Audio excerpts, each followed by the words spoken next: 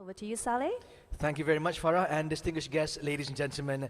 And to invite our esteemed speakers on stage, please welcome and put your hands together for Mr. Desmond Douglas Jurukan, Deputy Permanent Secretary for the Ministry of Tourism, Creative Industry and Performing Arts, Sarawak. Professor Jack Singh, Chief Scientist and Chief Advisor for Digital Economy, Sarawak. Mr. Timothy Ong, Chief Executive Officer for Invest Sarawak. Dr. Gluma Saban, Division Head Policy and Development Division, MFICOD. Mr. Abang Arabi bin Abang Narudin, Senior Vice President, Corporate Strategy, Petros, and our distinguished moderator, yang berbahagia, Datuk Lester Matthew, Director of Economic Planning Unit. Ladies and gentlemen, let's give them all a big round of applause, please.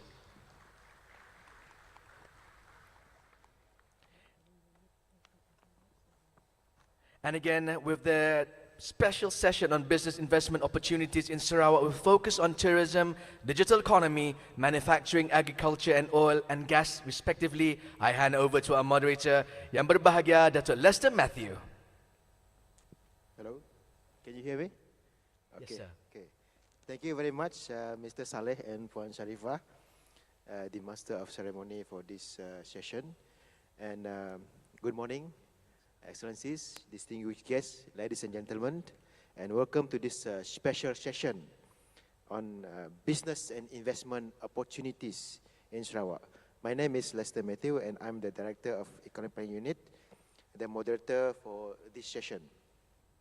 So as mentioned by our MC, we have 5 distinguished speakers with us this morning, and they are going to talk about business and investment opportunity in tourism, digital economy, manufacturing, and oil and gas sectors in Sarawak. And for your information, our session will be divided into 2 parts. We begin with the presentation by the speakers. They are given 10 minutes each. And the second part will be the question and answer.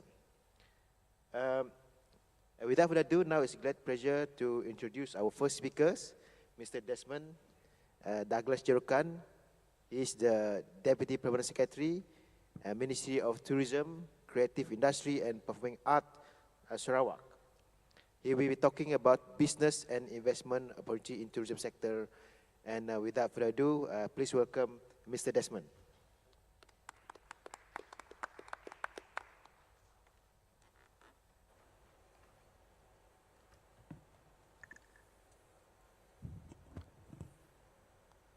Thank you, Yang Bahagia, Datuk Lester, our moderator this morning, my friend, and my fellow panel of speakers, Tan Sri, Datuk, and my fellow co-workers whom I recognize, and all the guests who are here this morning.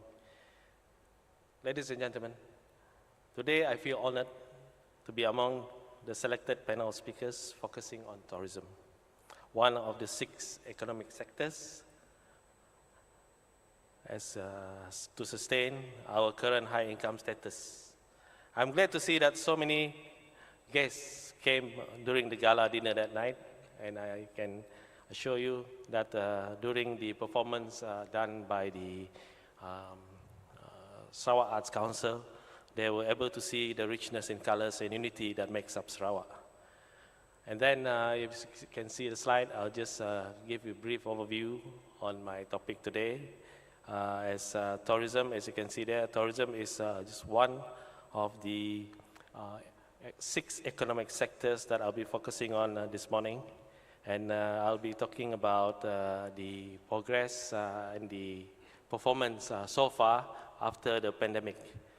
And what is very interesting here is this document, which is the Post-COVID Development Strategy 2023, was formulated by our Right Honourable Premier of Sarawak. And also what's very interesting here is also that the documents and the contents of the PCDS 2020 is very closely aligned with the SDG goals of the United Nations, whereby the United Nations mantra with regards to SDG 2030 is leave no one behind, And our PCDS 2030 mantra is leave no Sarawakians behind. So they coexist in harmony. Ladies and gentlemen, the COVID-19 pandemic did not spare anyone when it destroyed the economies around the world. Sarawak's tourism industry was also not spared. However, we should focus on what lies ahead and not what happened 2 years back.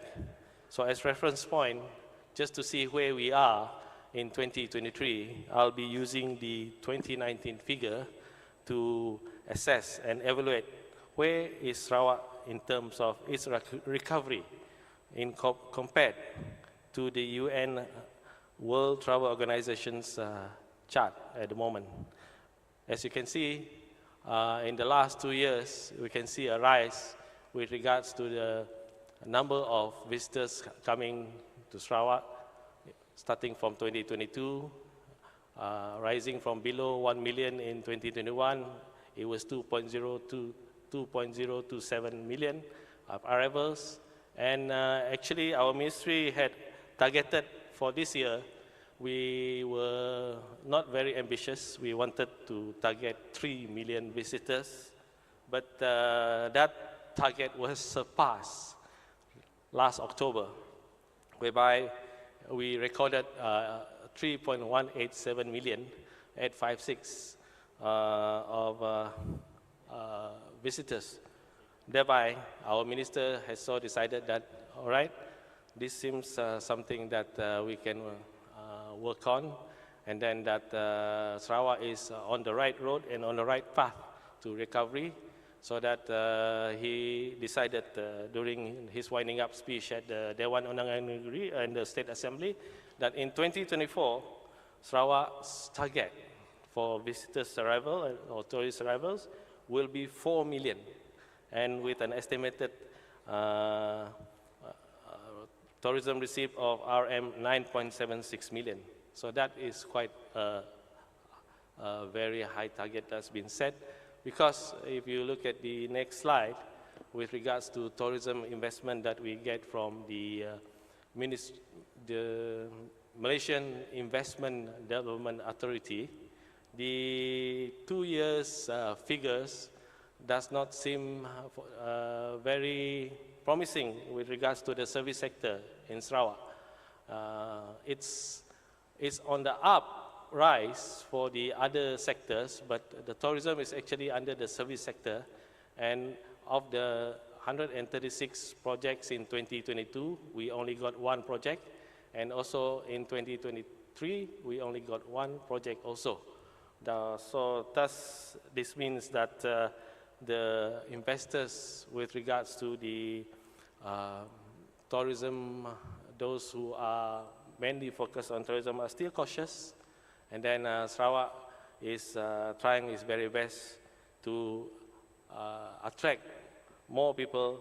But like I said, the ministry is not pushing the panic button just yet, because Sarawak is improving its position according to the arrival, the statistics of arrival just now. Therefore, we have to work very, very hard in enhancing our competitive edge. Thus, in developing Sarawak tourism, the Sarawak government has embarked aggressively to highlight Sarawak's visibility and the Sarawak advantage. In the recent China International Fair for Trade and Services, the few months back, CIFTIS, the Sarawak government embarked to have its own pavilion in shoulder to shoulder with the other countries. So this is one of our strategy, whereby we will not be going along with the Malaysian pavilion anymore. Sarawak will have its own pavilion in most of the major trade fairs right now. So that is one of our strategy. The other one is to leverage on the existing regional cooperation network that is known as BIMYAGA, that has been in existence for more than 20 plus years, comprising of Brunei, Indonesia, and Philippines, whereby recently in Brunei, we have come up with some action plans with regards to focusing investment in these areas. So the action plan has been approved with regards to the action plans that is to be implemented after COVID. Right. So the government is also aggressive with regards to improving the connectivity, especially air connectivity in Sarawak. Recently, it purchased Maswing's Airlines. So as you can see, we are trying our very best, trying to improve the image and more or less the competitiveness of the state of Sarawak. So the government will do whatever is necessary to assure the potential visitors that the investment will give good returns. Among them are plans for world-class hotels, resorts, golf courses, theme parks, and recreational parks, which are actually part of the special tourist investment zone that has been set up 2 years ago as part of the federal government's initiative to give some highlight to certain special zones in the various states in Malaysia. And for Sarawak, we have actually several zones that has been identified. One is actually known as the Damai Peninsula, which has actually, if you are able to visit the booth that is under the Sarawak Economic Development Corporation, so they are able to show you, just go direct to the slides, on what comprises in the Invest Damai, all right? And then for the new projects that are coming in, that is in the RMK or the Rancangan Malaysia ke-12, we have a few significant projects that actually will be a game changer with regards to the number of tourism activities, convention activities, and exhibition activities. We are planning for the next or the new BCCK2 that is able to accommodate 10,000 people, which is expected to be complete in 2026. We have the Bau Gold Mine Museum that is about to kick off also in Bau. And the RM recently announced 65 million ringgit gastronomy center, which is going to be at the the swimming pool at the City Council of the South. So this is expected to be some of the few projects that has already been identified and to be expected to be the game changer with regards to attracting tourism and raising the tourism profile of, of Sarawak. So, thus, Sarawak will benefit much, and actually we have been collaborating and we are working together with Sarawak-based companies. Okay, I'm going to go to my last two slides, don't worry. So, recently there was a memorandum of understanding signing ceremony with the Sunway Group in October 2023 during our high performance team retreat. So these are examples of Sarawak's endeavor in order to put Sarawak's visibility amongst those potential investors who will come into Sarawak. Right. So I think the next one, before I hand over this mic to our Professor Jakjut Singh, actually our ministry is also on track, and I hope he will be able to share with us later on about our digital economy strategy, whereby on the ministry's part, we have actually the Sarawak Travel Portal that has already been launched. And actually it was launched in 2020, but during that time the COVID struck. Thereby we were able to enhance it, and thereby we will be able to utilize its functionality for the upcoming Visit Malaysia here soon. Thereby we also introduced the Sarawak, the Malaysia My Second Home system as part of our effort with regards to adhere to the digital economy and digitalization of the work functions in the ministry. Right. Thus, in conclude, I would like to end this Sarawak More to Discover with an invitation to all of you. Come, help our tourism industry. There is always something for everyone in the Sarawak tourism sector. There's always a story to tell, always memories to treasure, from the laksa noodles that the late Anthony Bourdain discovered and he so much enjoyed, to the visit by His Highness Prince Charles, who is now King of England, when he met his good friend, an orangutan at the Semenggok Wildlife Farm. So, what is your story? Come invest in Sarawak and discover more for yourself. Thank you very much. Thank you, Desmond. A very good presentation about the potential that we have in the tourism sectors. And I believe, as we mentioned, there are a lot to discover, more to discover. And I believe potential is there, especially in the culture, adventure, and nature. And now we are going into business events. And the next speaker, a very interesting speaker, is Professor Jagdut Singh. He is the Chief Scientist and Chief Advisor for Digital Economy Sarawak. And he will be presenting on the investment and business opportunity in the digital economy. Without further ado, please welcome Professor Jack.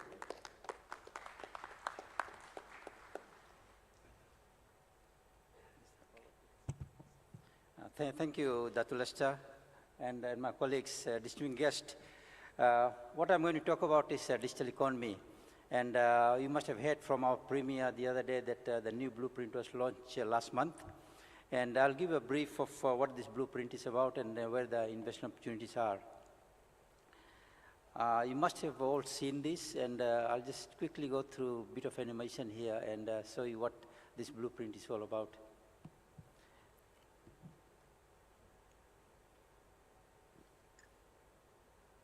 And those of you who are interested getting a copy of this, its cover is active cover, the QR code, you can just scan it and you'll get the whole document, which is about 200 plus pages at no cost, and this is a gift to you all. So why this particular blueprint, right? I think that's a very important question that you have to answer. And you all have heard about post-COVID development strategy 2030. So this particular blueprint, what it does, it's a key enabler, key contributor to that particular document. It increases productivity, the efficiency, and also lowers the cost. It will generate high quality jobs. But more important is that what we're trying to do, and you must have heard, if you had a premier speech yesterday, is that we're trying to tap percentage of the global GDP is flowing to Sarawak. And I'll show you what we want to do and how we're going to do it. Accelerate investments, and I think that's why we all have gathered here today, and also improve the business model so that our companies and the investors can do business globally. And finally, what we want to do is to accelerate ease of doing business. I mean, my colleague later on will talk about investments, and it's fairly important when you're talking about business that we have to make sure that companies are able to do business with us and foster inclusive society as well. So if I look at the trend, what is happening in 2016, the global GDP was, digital economy contributed about 11.5% to the global GDP, which was about $11 trillion. But the forecast is that by 2025, it will contribute about 24.3, more like 25% to the global GDP. And if I look at the figures that was the size of the global GDP, that will be about $23 trillion. Based on that, the global GDP was going to be $96 trillion by 2025. But last year, the GDP had already reached $104 trillion. So it will be more like $30 trillion. So the idea is to tap percentage of this particular value, percentage of this 23 or 30 trillion into Sarawak. And this scale up is not because of ICT, it's because of the frontier technologies like AI, like blockchain, like 5G, like cloud computing. And that's where the opportunities for investment is there. And the question that I ask is that, are we ready? Are the policies in place? Are our digital readiness there? Only then we can capitalize on the value. When I look at the data growth in our region was about 40%, and it has already reached 400 exabytes per month. And if you look at the growth, it's about 40% in our region. Now, that gives us an opportunity for investment, especially in the data centers. And what that will create is another challenge, a cross-border data flow. Why US is so rich? Because most of the data from all over the world resides up there. and they pay taxes there, and the US becomes very rich. So the idea is to, if you bring data centers in our part of the world, we can start getting data flowing in our region, and then there's money. And if I look at the frontier technologies that I was talking about, that is going to contribute about 3.2 trillion by 2025. But that creates another challenge, is a job displacement and also creating new jobs. We have to make sure that our people are reskilled and upskilled, and that's another investment opportunity. Now, moving forward, what we did, we looked at our blueprint that was 2018-2022, and we sort of strategized on that. One thing we did when we did the 2018 blueprint was that it was more of digitizing Sarawak. Now, this new blueprint is being part of the global economy. So it's no longer Sarawak, we are trying to be part of the global economy. We also recognize that government plays the enabling role, is the private sector that should drive the economy. So that's where the partnership and investments become very important. So our vision is to be a leading digital economy society by 2030, and the mission is basically to make sure that it's an inclusive society.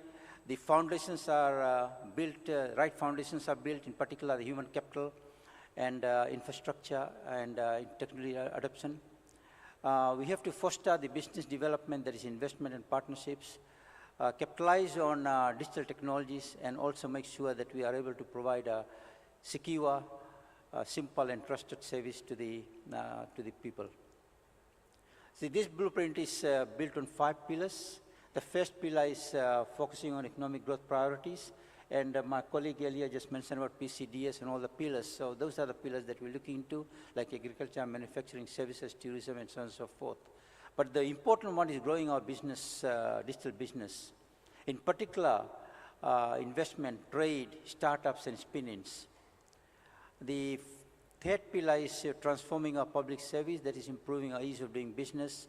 And fourth one is adopting frontier technologies. Again, there's huge opportunity investment up there. And finally, building our foundations, which is your infrastructure, data governance, cyber security, digital talent, skills, and inclusivity. The blueprint basically looks like, as shown on the screen, those 5 pillars. What we are trying to achieve is create about 40,000 new jobs, high-value jobs, 50% improvement in the investment, about 20 to 25% contribution to the GDP, and 100% services online. We can only achieve this, as I said, if we are digitally ready. And some of the things that we have to make sure that we address is our infrastructure. In particular, our connectivity, data centers, supercomputing, and international connectivity through submarine cables. Technology adoption like 5G, like AI, like blockchain, like cloud computing, those are very important. Human capital, I think no matter what technology we have got, unless we got the people who are trained and skilled, then I think we won't be able to maximize the digital value. Ease of doing business, as I think I have mentioned. And the investment, which is very important, getting FDIs and DDIs going in place. And probably, I think you all know that Sarawak government has established Invest Sarawak, and the CEO is up here, we'll talk about it.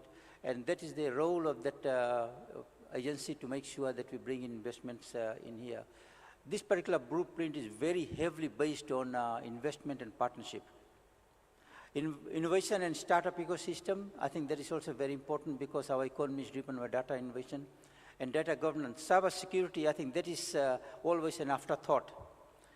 And if I look at the data, cyber security in 2021, cybercrime was $6 trillion. And if I look at the GDP of ASEAN countries, it was only 3.35 trillion. So it is double the GDP, the cybercrime is double that of the GDP of Asian countries.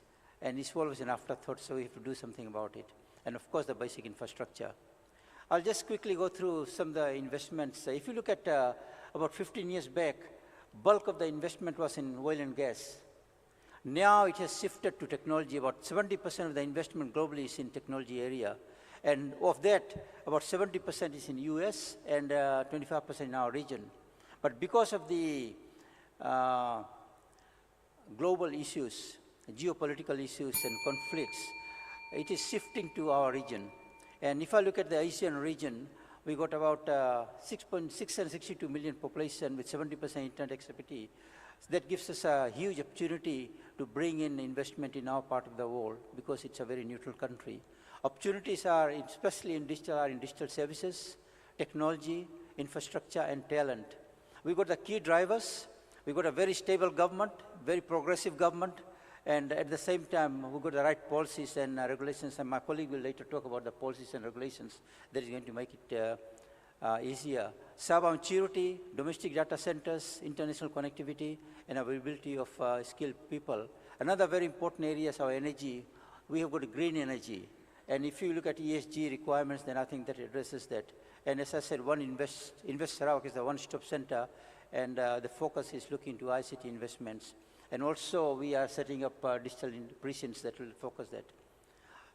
Especially data centers, if I look at that, as I said, data is currency.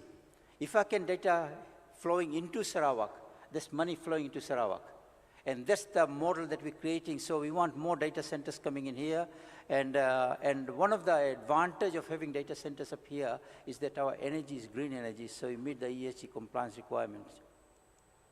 5G, we have got about 60% of Sarawak on air now, on 5G.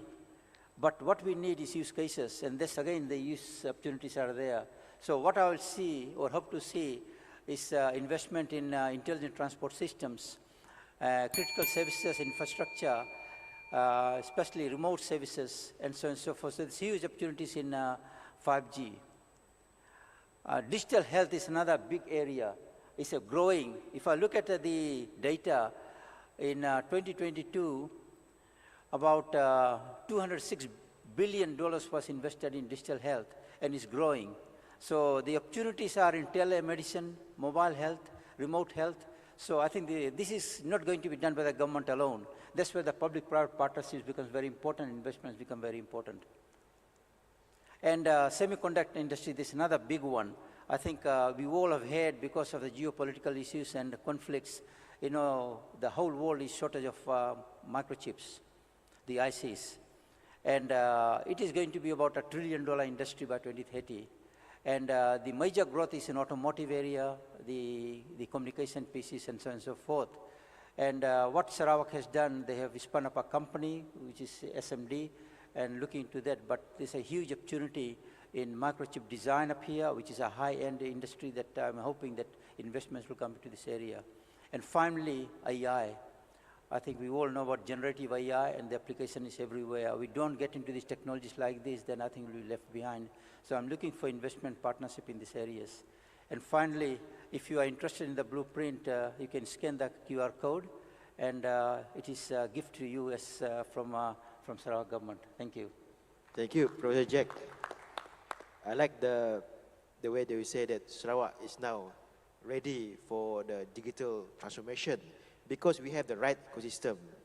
And as mentioned by the Premier yesterday, it took centuries for people to adapt agricultural revolution and decade to adapt industrial revolution. And it takes years, and only years, 2 or 3 years to adapt to the AI revolution. So we have no time to lose. We have to act now. And for that, it's a great pleasure to invite our next speaker, Mr. Timothy Ong, the Chief Executive Officer of Invest Sarawak, to talk about the opportunity in the manufacturing sector. Please welcome Mr. Timothy. Thank you, Dato'. Distinguished guests. I think Invest Sarawak, just a disclaimer on this. This is not the final color for Invest Sarawak because this is something that I have not gotten the board approval for. So, but it's just something that I'm using for this presentation.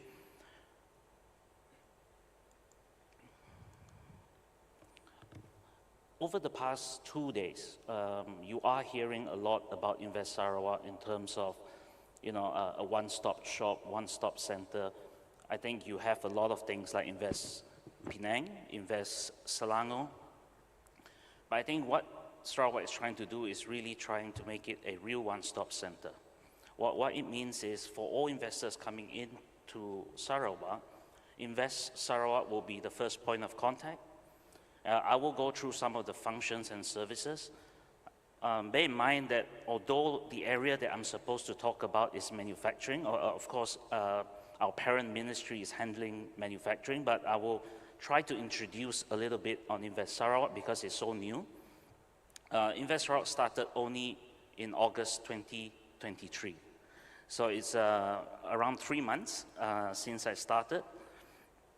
But we are an investment promotion, industry development, and international trade agency under the purview of the Ministry of International Trade, Industry and Investment Sarawak, in short, MINTRAD. So for those that understand the federal system quite well, you would probably be hearing a lot on MIDA, a lot on MATRADE and MDEC, and we are all the three combined, and it's just exclusively for Sarawak. That's the only difference, okay?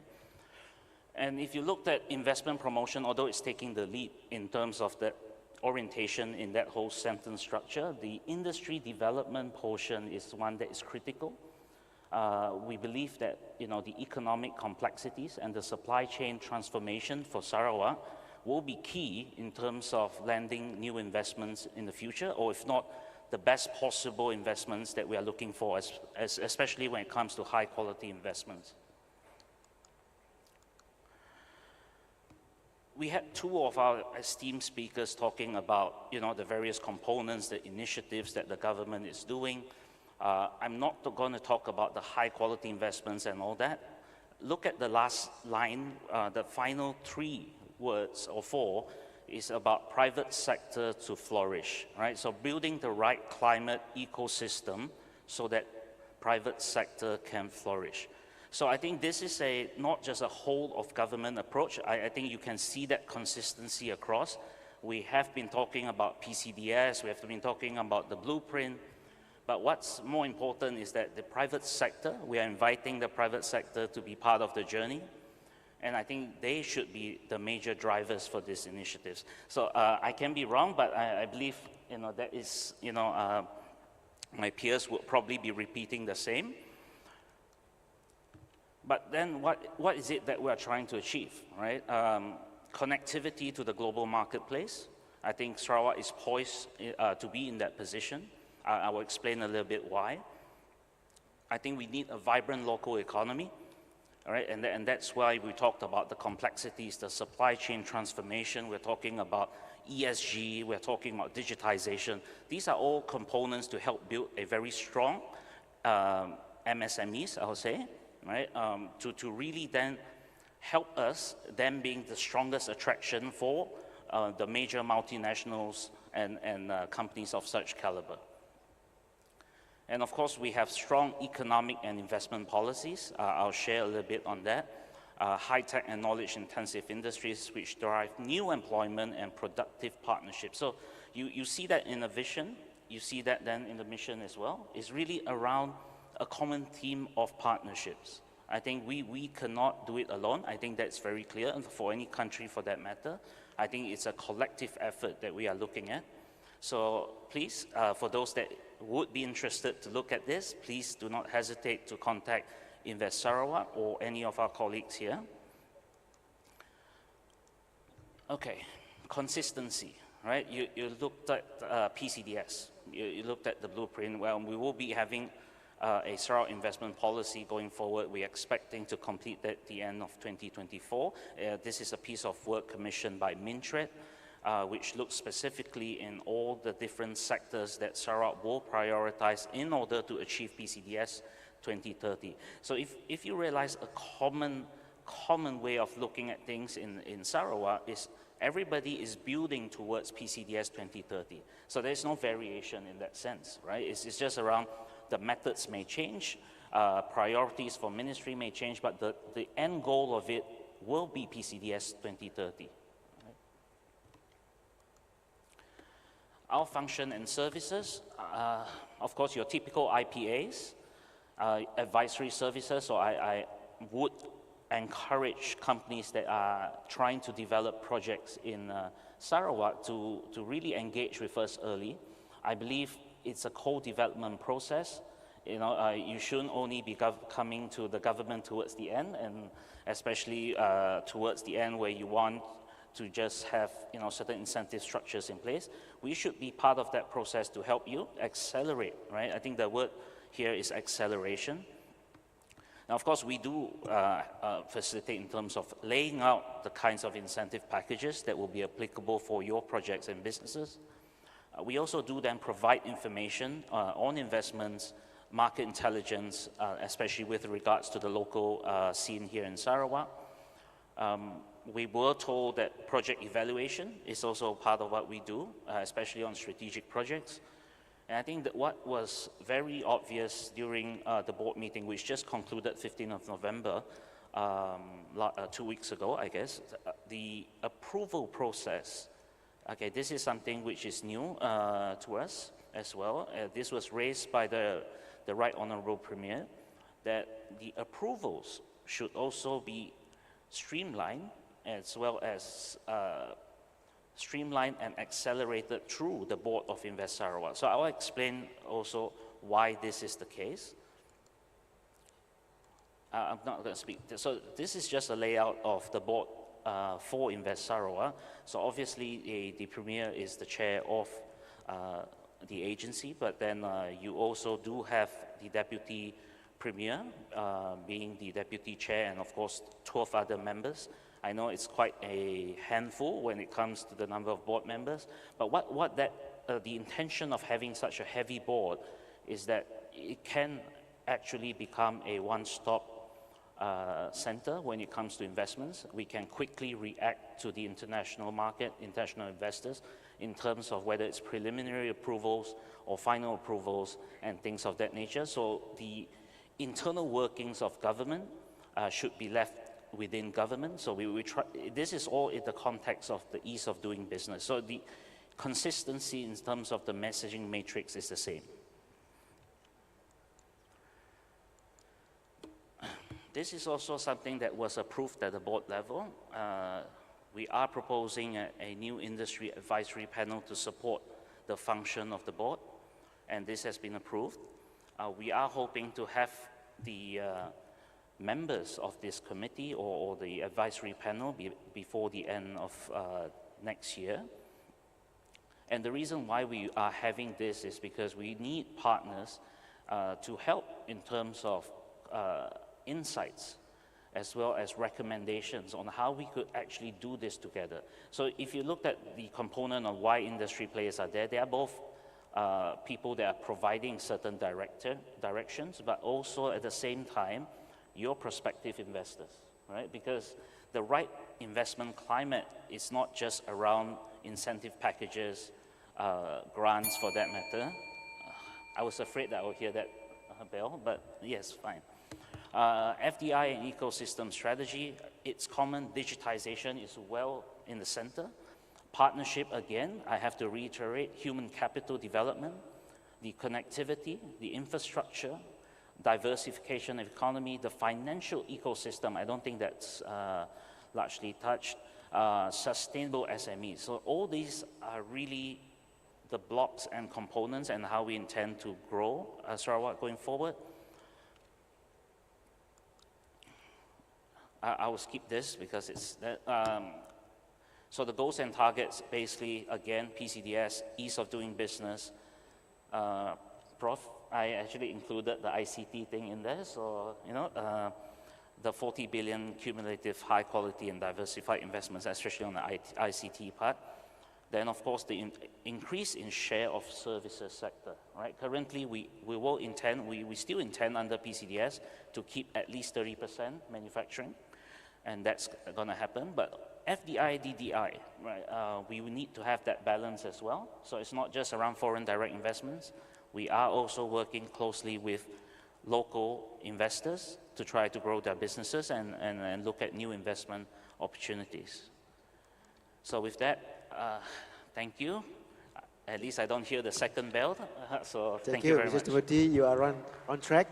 And this is a good news to the investors, because now we have our own Invest Sarawak, the one-stop agency for investment in Sarawak.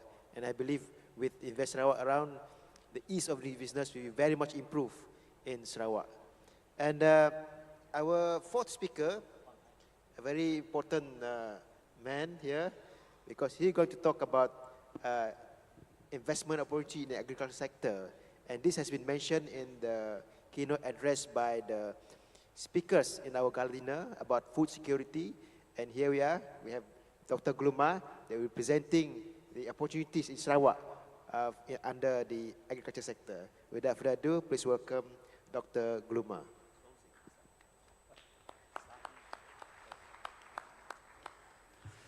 Thank you very much, Dr. Lester. Very good morning. Welcome. On a personal note, I would like to welcome each and everyone to Sarawak, the land of Hornbill, as well as the land of plenty. Yeah. My fellow panel speakers, representing the Ministry of Food Industry, Commodity and Regional Development, I would like to share some of insight into the opportunities in the agriculture as a whole, as well as the food industry. All right, so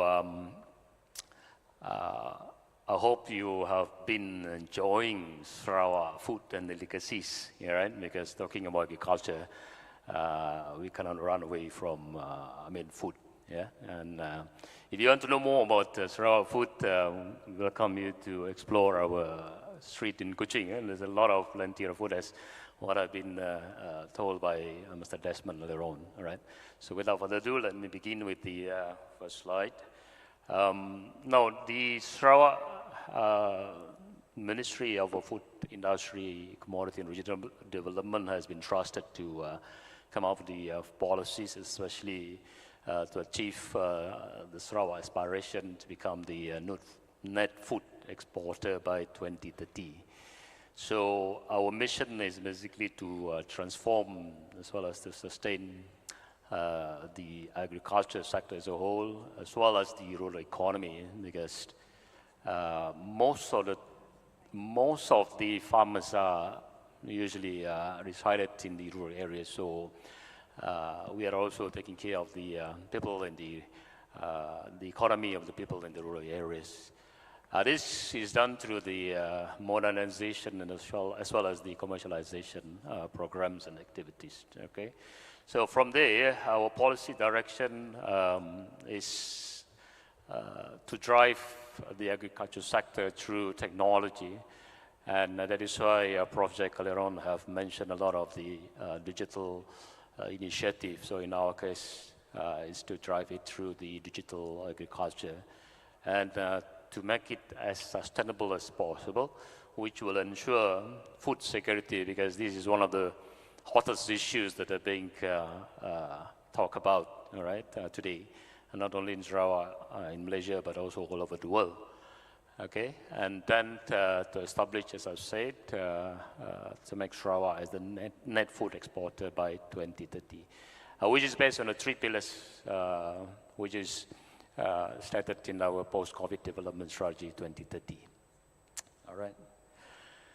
Okay, let me just confine my sharing to this slide, because when we talk about agriculture, there's a lot to talk about, actually. Yeah. So, as we all know, agriculture is a very diverse industry, which make up of several subsectors.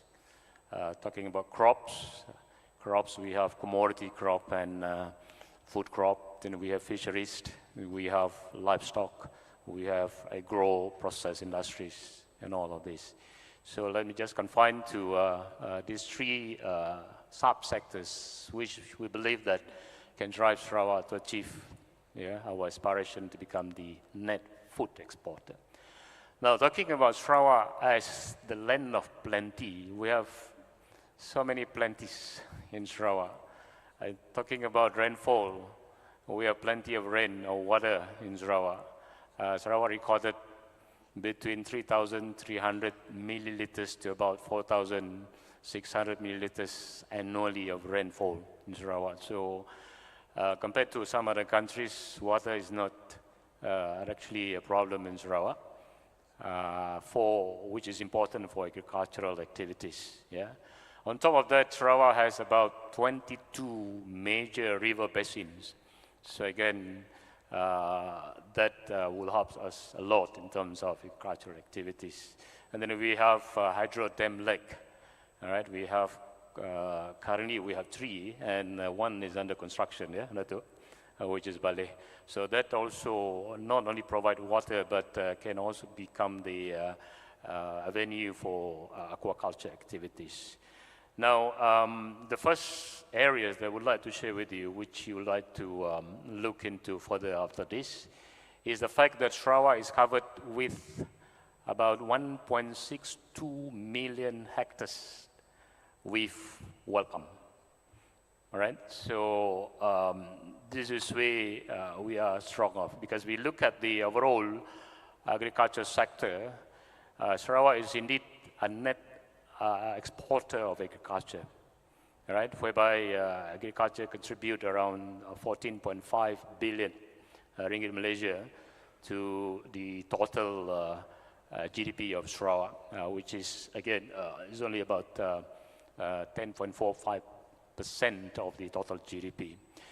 And the 1.62 million hectares of land that are covered by well palm produce around 17.66 million metric ton of fresh fruit oil. All right, and right now we have about 85 oil or palm oil mill, as well as several others refinery plant.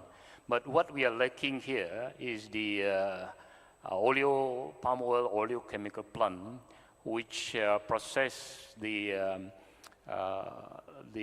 final product of oil palm. All right, so we welcome those who are interested in this industry to come on board, so that we can establish our own oleochemical plant to produce the final products, such as, if you look at the slide, biodiesel, oil, fats for fast-moving consumer goods. Yeah.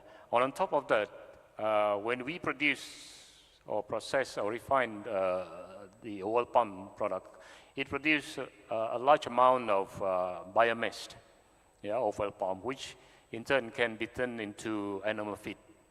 In view of the rising cost of grain corn all over the world, that also gives rise to the rising cost of animal feed production. So Sarawak is looking at oil palm or palm oil biomass as an alternative to grain corn, soya, barley, oat, and things like that. All right, so that is another area which is highly potential to be developed in Sarawak. Okay, because in terms of the supplies, we have more than enough, you know, for this kind of downstream industries for oil palm. Now, the other sector that has the potential is the aquaculture, on top of the deep sea fishing. So Sarawak is still, Sarawak aquaculture is still underdeveloped. Currently, we only have about 3,000 hectares developed with aquaculture, and we are targeting up to 7,000 hectares of land-based aquaculture activities. Yeah? So the fact that we have hydro dam lake that also provide us with the ample opportunities to produce more fresh water fish, especially tilapia. Whereas the coastal line, along the coastal areas, because Sarawak has a very long coastline of about 1,000 kilometers, and this is where the land are available for shrimp activities, shrimp farming activities. All right. And of course, the other one, since Sarawak has plenty of waters, heavy rainfall, vast land, we are also looking to expand the product action area for food crop farming. So if you look at the slide, these are the promoted crop that we are looking at: durian, pineapple, coconut, banana, and other high-value vegetables and fruits. All right. So with that, we have actually established a few initiatives, which include AgroPark, Sarawak Agro Technology Park, as well as precision farming. So we have planned to develop all this throughout Sarawak. You can see again in the slide, For example, Agropark, we currently has approved around 4,000 hectares. And this is where we need investors, especially from foreign, to become the anchor company in this park. The task of the government is to provide basic infrastructure so that, when you come over, you're ready to do the planting. And to move Sarawak into an advanced, technological-driven Sarawak Technology Agropark, as well as precision farming park is being established as well. Okay. Next one is in terms of the aquaculture development. Again, we have established a few aquaculture industrial zone, and within this AIZ, we also developed aquaculture park, by providing basic infrastructure, utilities, and connectivity in here. This is to facilitate the investment in this park. All right. So with that, ladies and gentlemen, as I've said earlier on, Sarawak is plenty. And of course, there are a lot to talk about agriculture, and we welcome those who are interested to participate in the industry. We are always in service, and the fact that now we have Sarawak Invest, as what has been presented to my friend later on, that will hopefully facilitate your, to translate your interest into the actual investment in Sarawak. So with that, thank you very much. Thank you, Dr. Gluma. I think Sarawak is the best place for you to invest for food industry, and we have in our region more than 600 population, a big market, huge market, and the relocation of the Ibu Kota or the capital city of Indonesia to Nusantara also going to open up more demand for food. So we have the lake, as mentioned by Dr. Gluma, we have the arable land, big, huge, and also we have the sea. So we can do both upstream and downstream processing for food. So that is a huge potential. And last but not least, we have our fifth speaker, Mr. Abang Arabi bin Abang Narudin, Senior Vice President, Corporate Strategy, Petroleum Sarawak Berhad, our own petroleum companies, Petros, and he will be talking about the investment opportunity in the oil and gas sector. And without further ado, please welcome Mr. Arabi.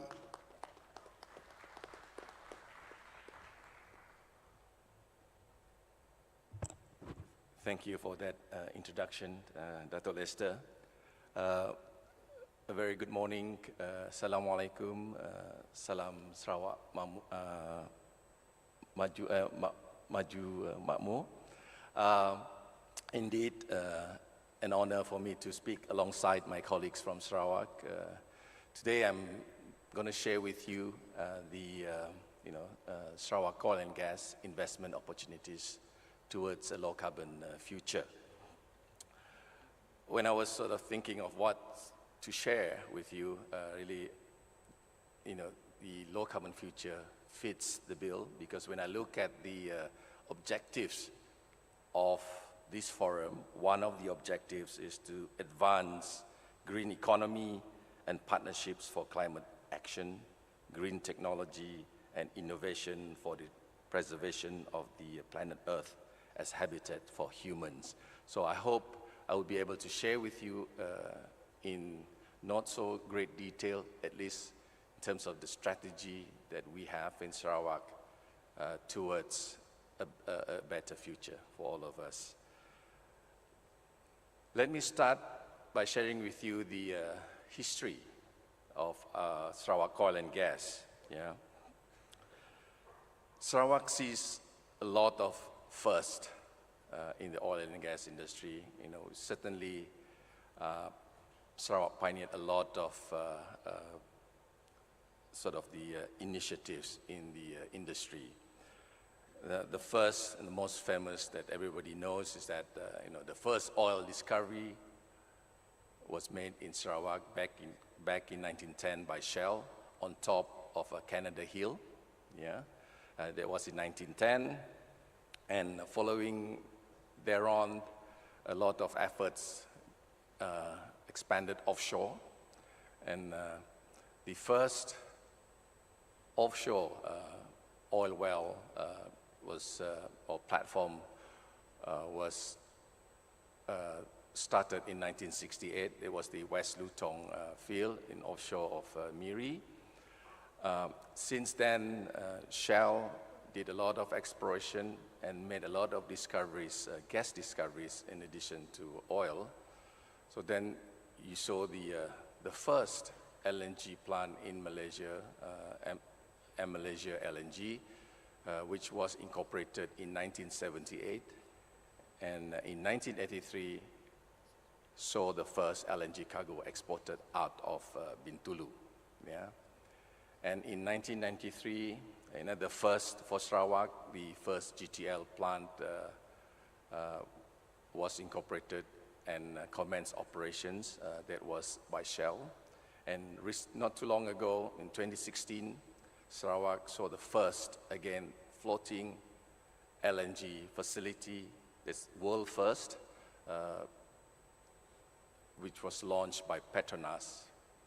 And in 2017, 24th of July, saw another history made in Sarawak with the formation of Petros, which I'm proud to be part of the organization. And moving forward, which I will be sharing with you shortly, is we want to create a new story for Sarawak, and we hope to play a big part of that. Yeah. Okay, let me share with you a little bit on who we are in Petros. Since our inception 6 years ago, we have grown into quite a integrated player in the industry, engaged in all exploration, development, and production, and all the way to downstream of the industry. And whatever we do today, our action, our strategies, guided by our purpose, which is harnessing our resources for sustainable progress of Sarawak. And up there, I've flashed our amanah, our mandate. The first one is to responsibly manage and add value to Sarawak's energy resources. Secondly is to sustainably develop the energy industry, our local talent, and the economic base. And last but not least is really to ensure greater share of resource revenue is retained in Sarawak for the benefit of Sarawakians. In the upstream, we have established quite a sizable footprint today, though we are only 6 years in the industry. We are in exploration, we are in producing PSCs, and with that, in the upstream today, I'm happy to share with you that Petros is amongst the 3 largest producer of oil and gas in Malaysia, producing about 100,000 barrels of oil equivalent per day. Yeah, and whilst in the midstream and downstream, we are the main supplier of natural gas to existing demand centers in Miri and Bintulu. In Miri, for example, we are supplying to 25,000 households and about 1,500 commercial businesses in Miri. And we are also, I think I'm sure you've heard a lot of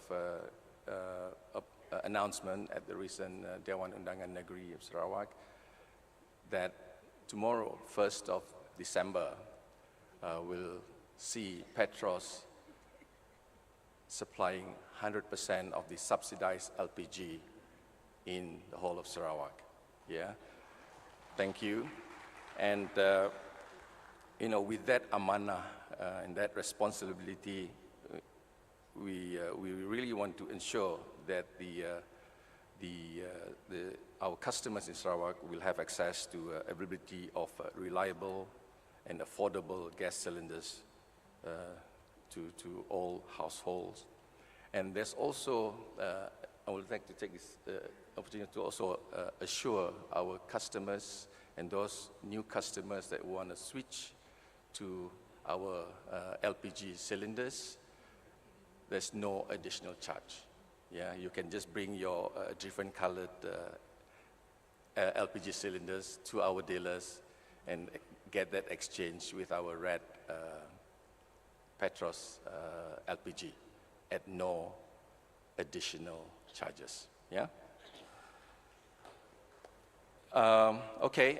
Next slide. I've mentioned that Sarawak oil and gas industry is really in the forefront of embracing energy transition. Yeah, towards towards a sustainable and low carbon energy future. And I'm proud to say that Petros is really in the heart of that journey. Yeah. Back in 2020, 2019-2020, Petros, together with the Sarawak state government, spearheaded the development of the Sarawak Gas Roadmap. And really the whole intent and purpose of the roadmap is really to increase the utilization of our indigenous gas production for, to be used in Sarawak for spurring more downstream economic activities, which will contribute directly to our PCDS 2030 strategy, contribute to greater job creation for Sarawakians. Yeah. The Sarawak Gas Roadmap identify 4 main strategic gas hubs that will be developed.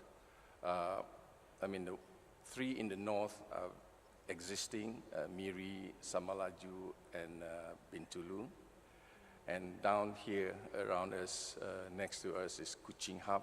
So that will be a real game changer for us.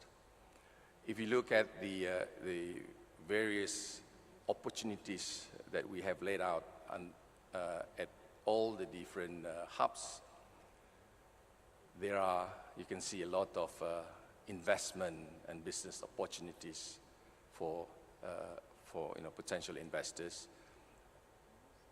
We have lined up potential petrochemical opportunities in Kuching, in Bintulu, in Samalaju as well.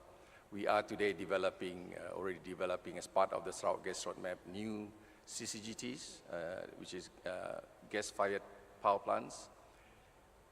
In fact, as I speak today, there's a parallel session in the office on a few of these projects on final investment decision. Yeah. But this is equally important. I'm here to talk to you on our story. So in Miri, for example, we are taking a FID decision today to build a 400 to 500 megawatt gas-fired power plant in Miri that is expected to come on stream in 2026. Yeah, 2026, yeah. Other investment opportunities for Kuching, for example, we're looking at an LNG FSRU, LNG regas, and all the associated facilities that come with that. We're looking at LNG virtual pipeline system to distribute LNG and natural gas throughout state of Sarawak. Sarawak is a big state, and to distribute gas, we need LNG VPS is one of the options identified. There are opportunities to invest in gas pipeline and related infrastructures. And last but not least is, all the activities related to low carbon solutions. I'll speak a little bit more on CCUS shortly.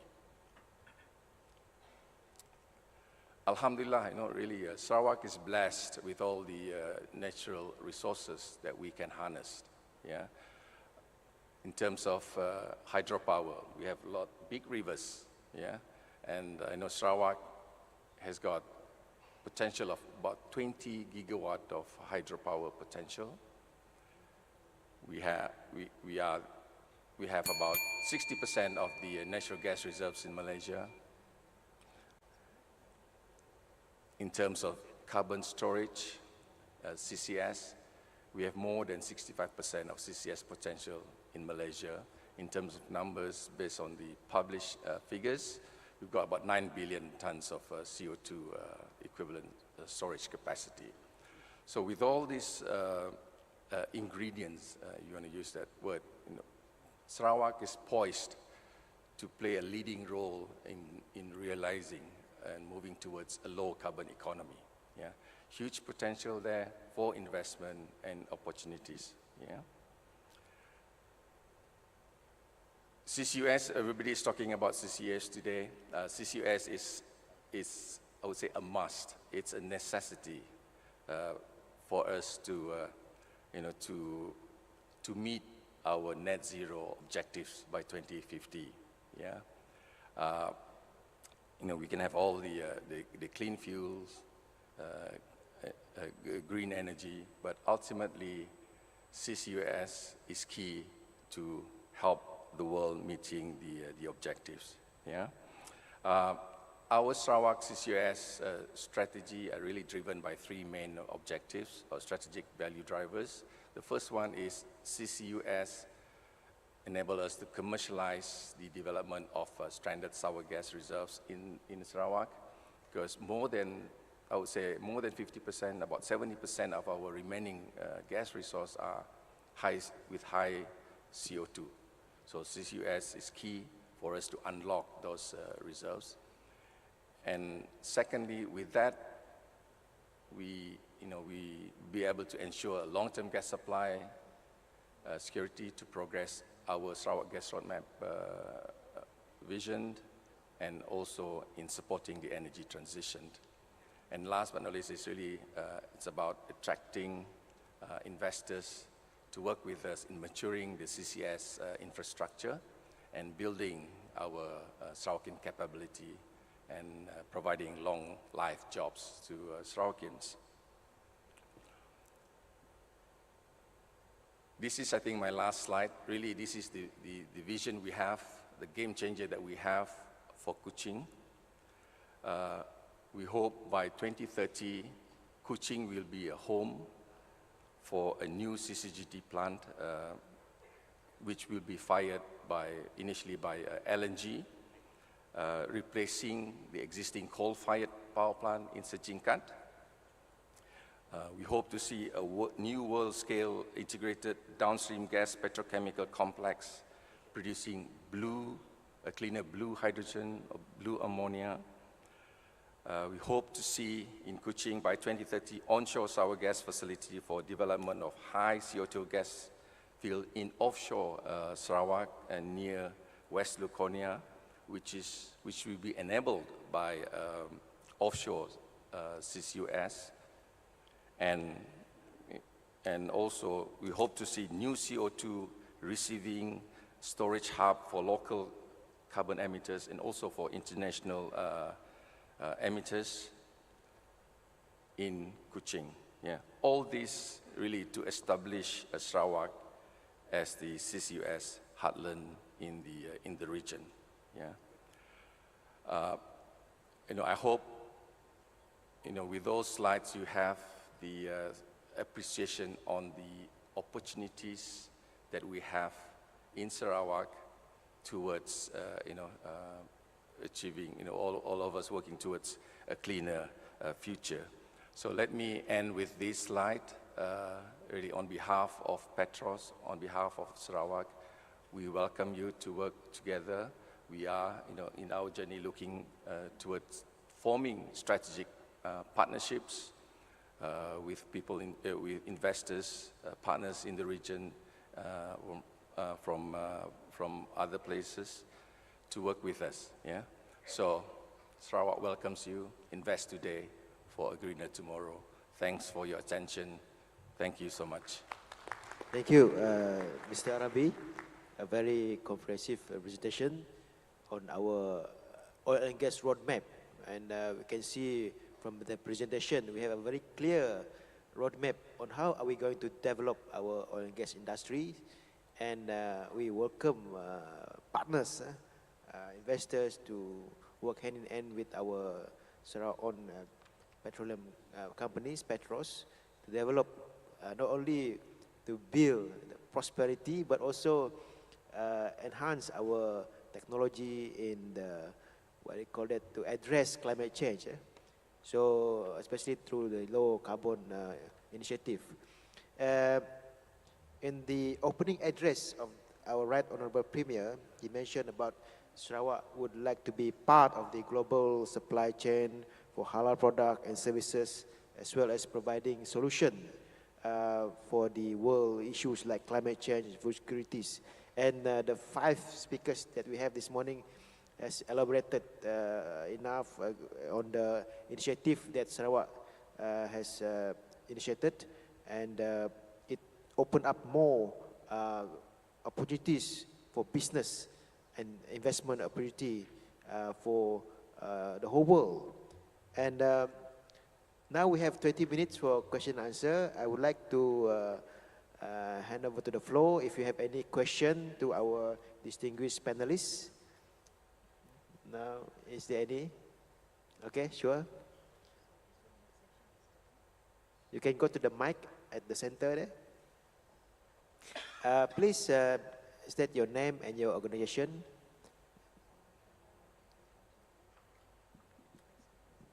Good morning, everyone. My name is Eri. I come from Indonesia, from social enterprise named Bina Swadaya Foundations. So my questions goes to the panelists with the agriculture issues. As you know that most the agriculture, the actors are the farmers who are located in the rural area, as you have mentioned as well in your presentations. But I think the goal of the agriculture with your ambitious goal to become an exporters, agriculture exporters, I think we should have as well to consider the welfare of the farmers. As you know that the ASEAN now has already issued or developed the inclusive business concept. So then my question is, how is the way, the method that you want to bring the agriculture sector to reach the targets by considering the welfare of the farmers? That means considering the inequality of them, and then fulfilling the social protections as the right of all the human right to the farmers. So this is my questions, that means related to the inclusive business in agriculture. Thank you. Okay, Dr. Gluma, I think that question posed to you. Thank you very much. It's a very good question, and something that we are still struggling to achieve as well. Now, as I have explained earlier on, there are a few initiatives that we are currently undertaking and will undertake. Now, of course, as I've said, most of the people in the rural areas are involved with agricultural activities. Now, in the case of Sarawak, I believe in Indonesia as well is quite similar. Whereas farmers are sparsely located, they are fragmented. Usually they are characterized by low yield, low productivity, low income or low return. Now, one of the major initiatives that we are currently undertaking is to develop a clustered area in throughout the state through the establishment of what we call as agro park. All right, agro park is necessarily is a designated area, a clustered area, where the government will provide basic infrastructure, access road, drainage irrigation, including connectivity as well. Now, the agro park will be anchored, will be plotted into plots, will be divided into plots, right? Where the plots later on will be leased out to the anchor company, which will basically operate that. And this anchor company will be the one that are having the capital, the technology, and most importantly is the access to market, the market access. Now, the farmers in the catchment area, in the neighboring area, will be organized and to be linked with the anchor company, so that the anchor company will assist them in terms of agriculture practices, as well as to offtake, to buy their produce. So in a way, those farmers that are involved with in the agriculture, as well as within the agro park area, will be included in what is going to be produced in that agro park. So through that, they can have a standardized, so-called standard quality, standard price, and things like that. So this is our plan, to bring up to uplift the livelihood of those farmers, and as well, we contribute to the increase of quality of their produce, as well as the price of their produce later on. So again, the park will be equipped with collection center, processing center, which will guarantee that their produce will be able to be purchased or marketed. All right? I hope that answers your program. Thank you very much. Thank you, Dr. Gulama. Indeed, one of our 3 pillars of post-COVID development strategy is inclusivity, where you want to share the prosperity of our nation. So maybe we have another couple of questions from the audience, if you have any. Perhaps I want to ask Professor Jack on digital economy. What are some of the key digital investment opportunity that you foresee will accelerate the growth of digital economy in Sarawak? And can you illustrate this with examples? Thank you very much, Dr. Lester. As I said earlier, the blueprint that we have developed is very heavily dependent on investment and partnership. And if you look at digital economy, it's not a local economy, it's a global economy. So basically what it means is that you do business services, you can do business services from one country for rest of the world. And the model that we are creating is that if I look at Sarawak itself, we got about 2.8 million people. So we're not doing business for 2.8 million people, but we are doing business for 7 billion people, which is a global population. Now to do that, what we need is data. And the most important fuel for us. I mean, they say data is a new fuel, but I say data is a new currency. And that's how we've been talking about it. So some of the investment that I see that is going to accelerate digitization in Sarawak or digital economy in Sarawak is investment in, number one, the infrastructure, like data centers. If we have data centers here, then what will happen is that the data from outside Sarawak will flow into Sarawak, and that's a currency flowing in. And then once the data is here, then you can start providing services around the data, like analytical services, like security services, like cyber security, and so on and so forth. So that is one key area that is very important for this, advancing our digital economy. The other one is the services. When I talk of services, for example, if I take an example of digital health, digital health is very much a service-based industry which is driven by digital technologies. Like telehealth service. Now we got 5G, which is a very high-speed, high-resolution connectivity. Now you can start providing services to the rural areas, healthcare services, because at present it is very difficult to have doctors and infrastructure sitting all over Sarawak. It's very expensive, and globally you can't do that. So what happens is, using telehealth service, we can start providing that service from central or from urban areas to the rural areas. The third area that I see is of great importance from investment as far as digital economy is concerned is some of the activities and technology investment like 5G, like AI, because these are the technology investment that is important. Only if we adopt them, then we'll be able to accelerate digitalization. So investment in 5G use cases, like in remote services. I mean, my colleague here mentioned about oil and gas. Most of the plants are going to be out in the ocean somewhere. So how do you control them remotely? And that's where 5G technologies and AI become a very important area. So, and the final, I think, area that I think is very important is in our human capital, investment in human capital. And when we look at human capital as such, at present, the responsibilities on the governments. And if you really think about it, the technology is changing so fast, then the universities and TVETs and technical colleges can't address that immediately. So that's where there's a need for the private-public partnership to venture together and provide upskilling and reskill training. Thank God in Sarawak we have set up Centex as one of our own training institutions which focuses on upskilling, reskilling.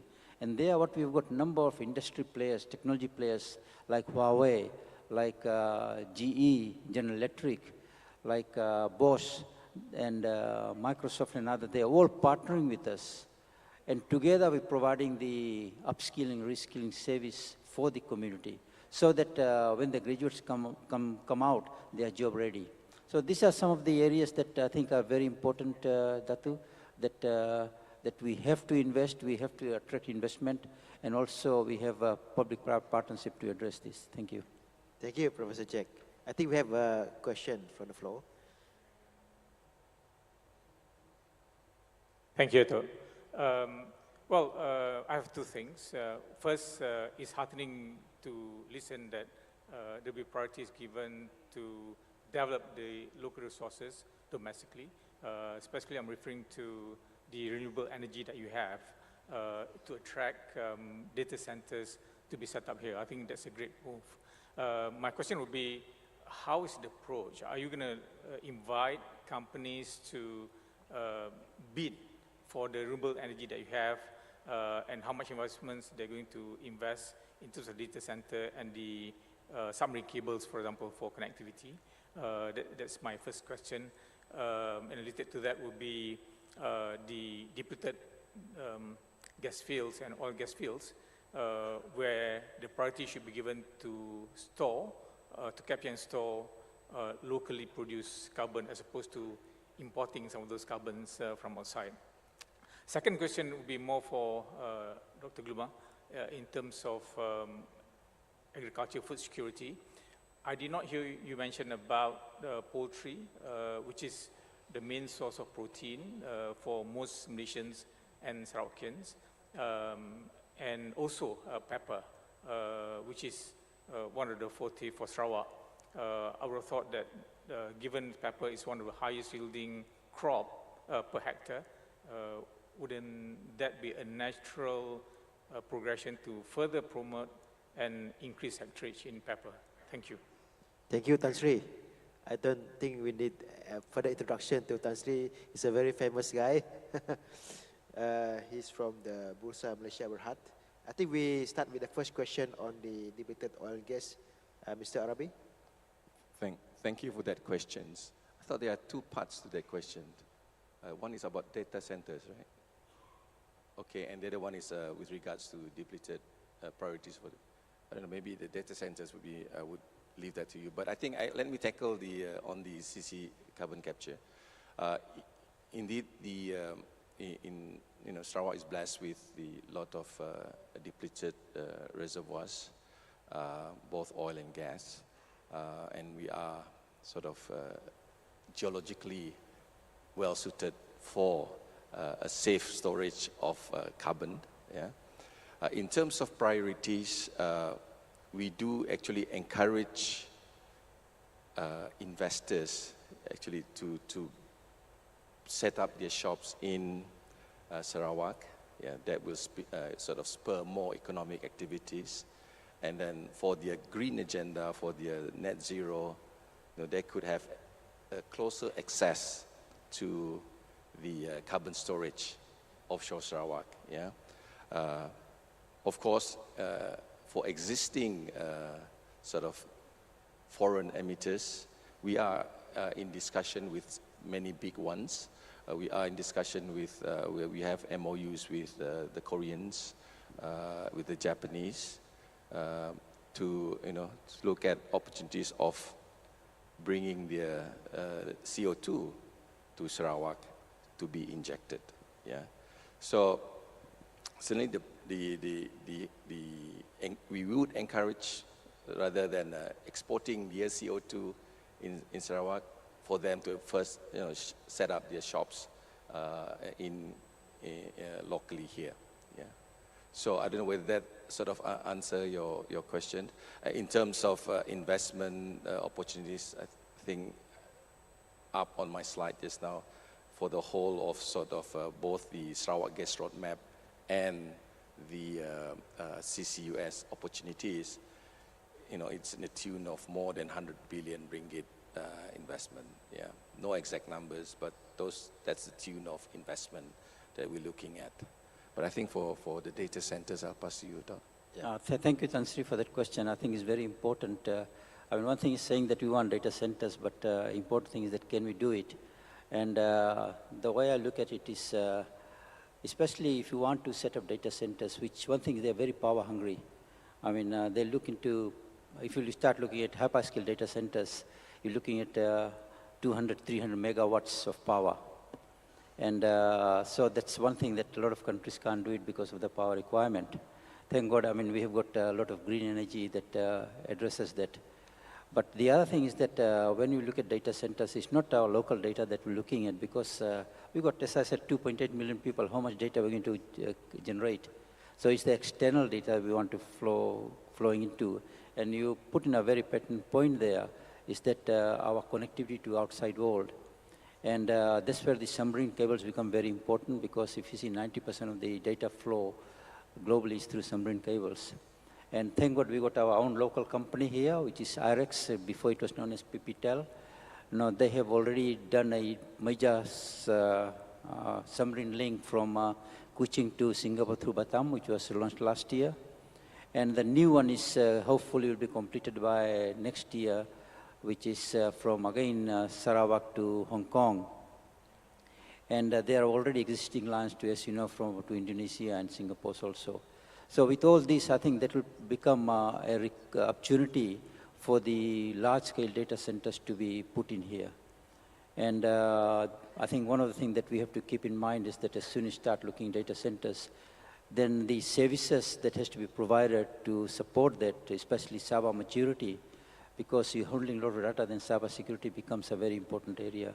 So that is another thing that we are doing, and government has approved establishing a cyber security unit in Sarawak that is going to sort of operationalize cyber framework, which is a federal government framework.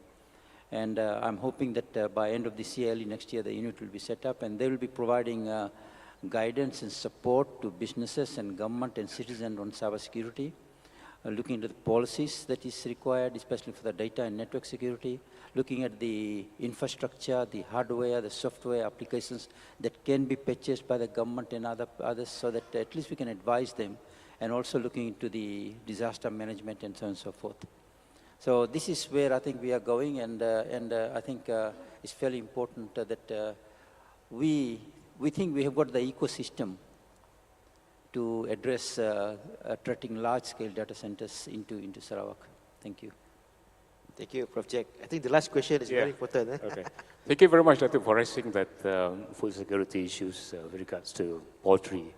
Now, in actual fact, we need to be very, very careful with the poultry industry. Unlike in Semenanjung, Sarawak, we have achieved 100% SSL for egg and about 95% SSL for chicken. So in Sarawak, it is largely driven by the private sectors, for example. Now, why it is not our focus or priority subsector? Because we need to balance between promoting it, more than that. Because the fact that now we are importing about 400 to about 600, we're talking about grain corn to Sarawak. So unless we have addressed the chicken feed, then we can move, bigger into that one. So we have to look into the whole industry of poultry instead of just raising the production or increasing the production of chicken. So the feed needs to be addressed first. That's why we're looking at the local resources that we can, develop, so that once we are okay with the feed, then we can move further up into that. In fact, poultry is one of the potential areas for export. for export to generate our export earning. So that is one area. That's why we're looking at beyond world palm. We're looking at the BSF, black soldier fly, that become the important ingredient for protein for that one. Because world palm can only provide you with the fiber-based, but other sources may be also explored to take care of the feed first before we can move big into that poultry. Now, in terms of peppers, actually, we have lost to Vietnam, Cambodia, and Laos in terms of production. The fact that these countries have really take care of the production, the upstream side, where they have adopted, modern farming into that. Whereas in Sarawak, we have, ever since we are still doing the same old thing. So what NPD is doing now is to look into how to enhance the production, the upstream activities by adopting the new technologies, modern farming into that. So they have started to do some pilot project in the area of Betong division and all that to see how pepper farming can, can be enhanced using these modern techniques. Like what happened in Vietnam is that they have used fertigation, whereby that can reduce the manpower. So what happened with pepper industry is that because the price fluctuate quite a lot and the input keep on increasing, and the fact that you can only harvest it once a year, so we do not want to actually burden the farmers to really go into that. So what we're doing now is to establish some pepper belt where we can focus our effort into that. So again, it is still work in progress to look into the pepper industry. No doubt, Sarawak pepper is the best known in the world because of the aroma and all that. But we need to take care of the upstream activities first before we can go big into that. Thank you very much. Thank you, Doctor. I think we can take last question because we are running out of time. Okay. Assalamualaikum warahmatullahi wabarakatuh. Bismillahirrahmanirrahim. Saya Datuk Wan Ahmad bin Haji Abdullah, candidate from UTM Skudai. Apa yang kita dengar tadi, everybody talking about the green and the development. So I need to stress here about the waste management system. This is the most important beside of the development and the greens. So waste management is the most important to discuss and take a part of development in the every place. So I have a solution. I have a proposal for the waste management. So maybe I will discuss further with the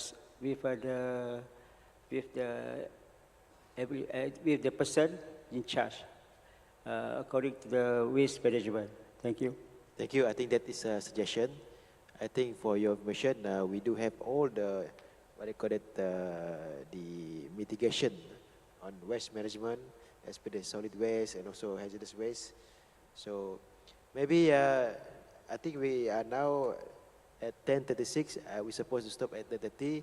But before we stop the session, I would like to invite Mr. Timothy, CEO Invest Sarawak, to summarize the session by telling us why Sarawak is the best investment destination in this region and in the world. Hello. Well, I had a couple of points that I took down. I wouldn't say we are the best investment location currently, but we have the potential to be. I think that's where the to be part is where the investment opportunities are, right? Of course, the initial nucleus for all of this is the availability of the renewable energy that we have. But we shouldn't be stopping there. We are looking at then changing the business climate for Sarawak, ease of doing business. That's very critical in terms of, being that destination. And you have then the fact that we have got aspirations to build a very strong MSMEs that is another point to take note. We have a very much focus on the need to have human capital development. We stress that over and over again. And finally, the digital aspiration, because that part is where the state leadership is very clear that the digital transformation and the adoption of digital technologies or new technologies or innovation for that matter is critical in order for us to get there. We have what target being 282 billion in terms of GDP, right? I believe GNI by 2030. So the word that I've actually advised taking to this is a catapult, right? We are not talking about incremental changes. We need to change very quickly, and in that, I think these are the few things, and that what wraps all of these up into one is the political stability that Sarawak enjoys. So I think this is where investors will appreciate. Political stability is something which is very rare in today's geopolitical scene. So, I'm hoping that with all these different ingredients for Sarawak, we will be able to then be that destination, if it's not globally, for the region, right? So does that cover most of the things that we have? Yes. Okay, thank you very much, Timothy. I think that's the end of our session for this morning under the topic of investment and business opportunity in Sarawak. Now I hand over to our MC, Mr. Saleh and Puan Sharifah. Thank you very much, Yang Berbahagia, Datuk Lester Matthew. Ladies and gentlemen, let's give a big round of applause for our moderator. And not to forget also to give a big round of applause for our distinguished speakers, Mr. Desmond Douglas Jurukan, Professor Jack Singh, Mr. Timothy Ong, Dr. Gluma Saban, and Mr. Abang Arabi bin Abang Narudin. We'd like to invite them all for a group photo before they make their way to the main table. Thank you very much.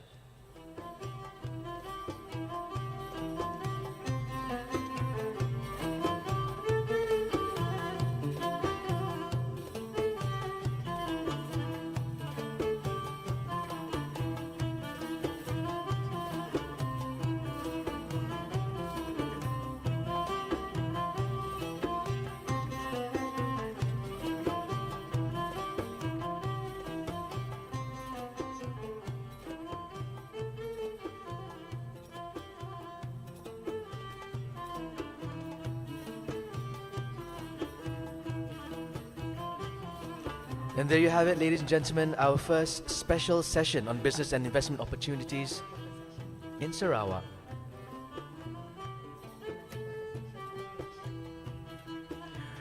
Focusing on tourism, digital economy, manufacturing, agriculture, and oil and gas respectively. I believe if there are more questions that you wish to ask our esteemed panelists and speakers, you may do so later on at the open forum session at your free time.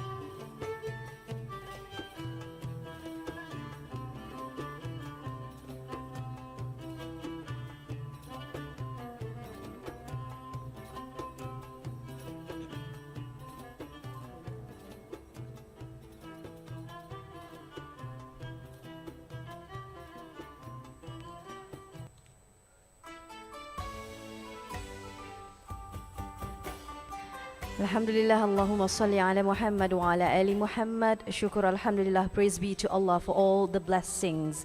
Distinguished guests, ladies and gentlemen, we have come to the plenary session for Muslims around the world, achievements and lessons learned. Yes, indeed, another interesting platform of sharing that we are waiting, all right, we'll look forward to. This is very indeed a very, very interesting topic that to be shared with all of you here today at the final day of the Global Muslims Business Forum 2023.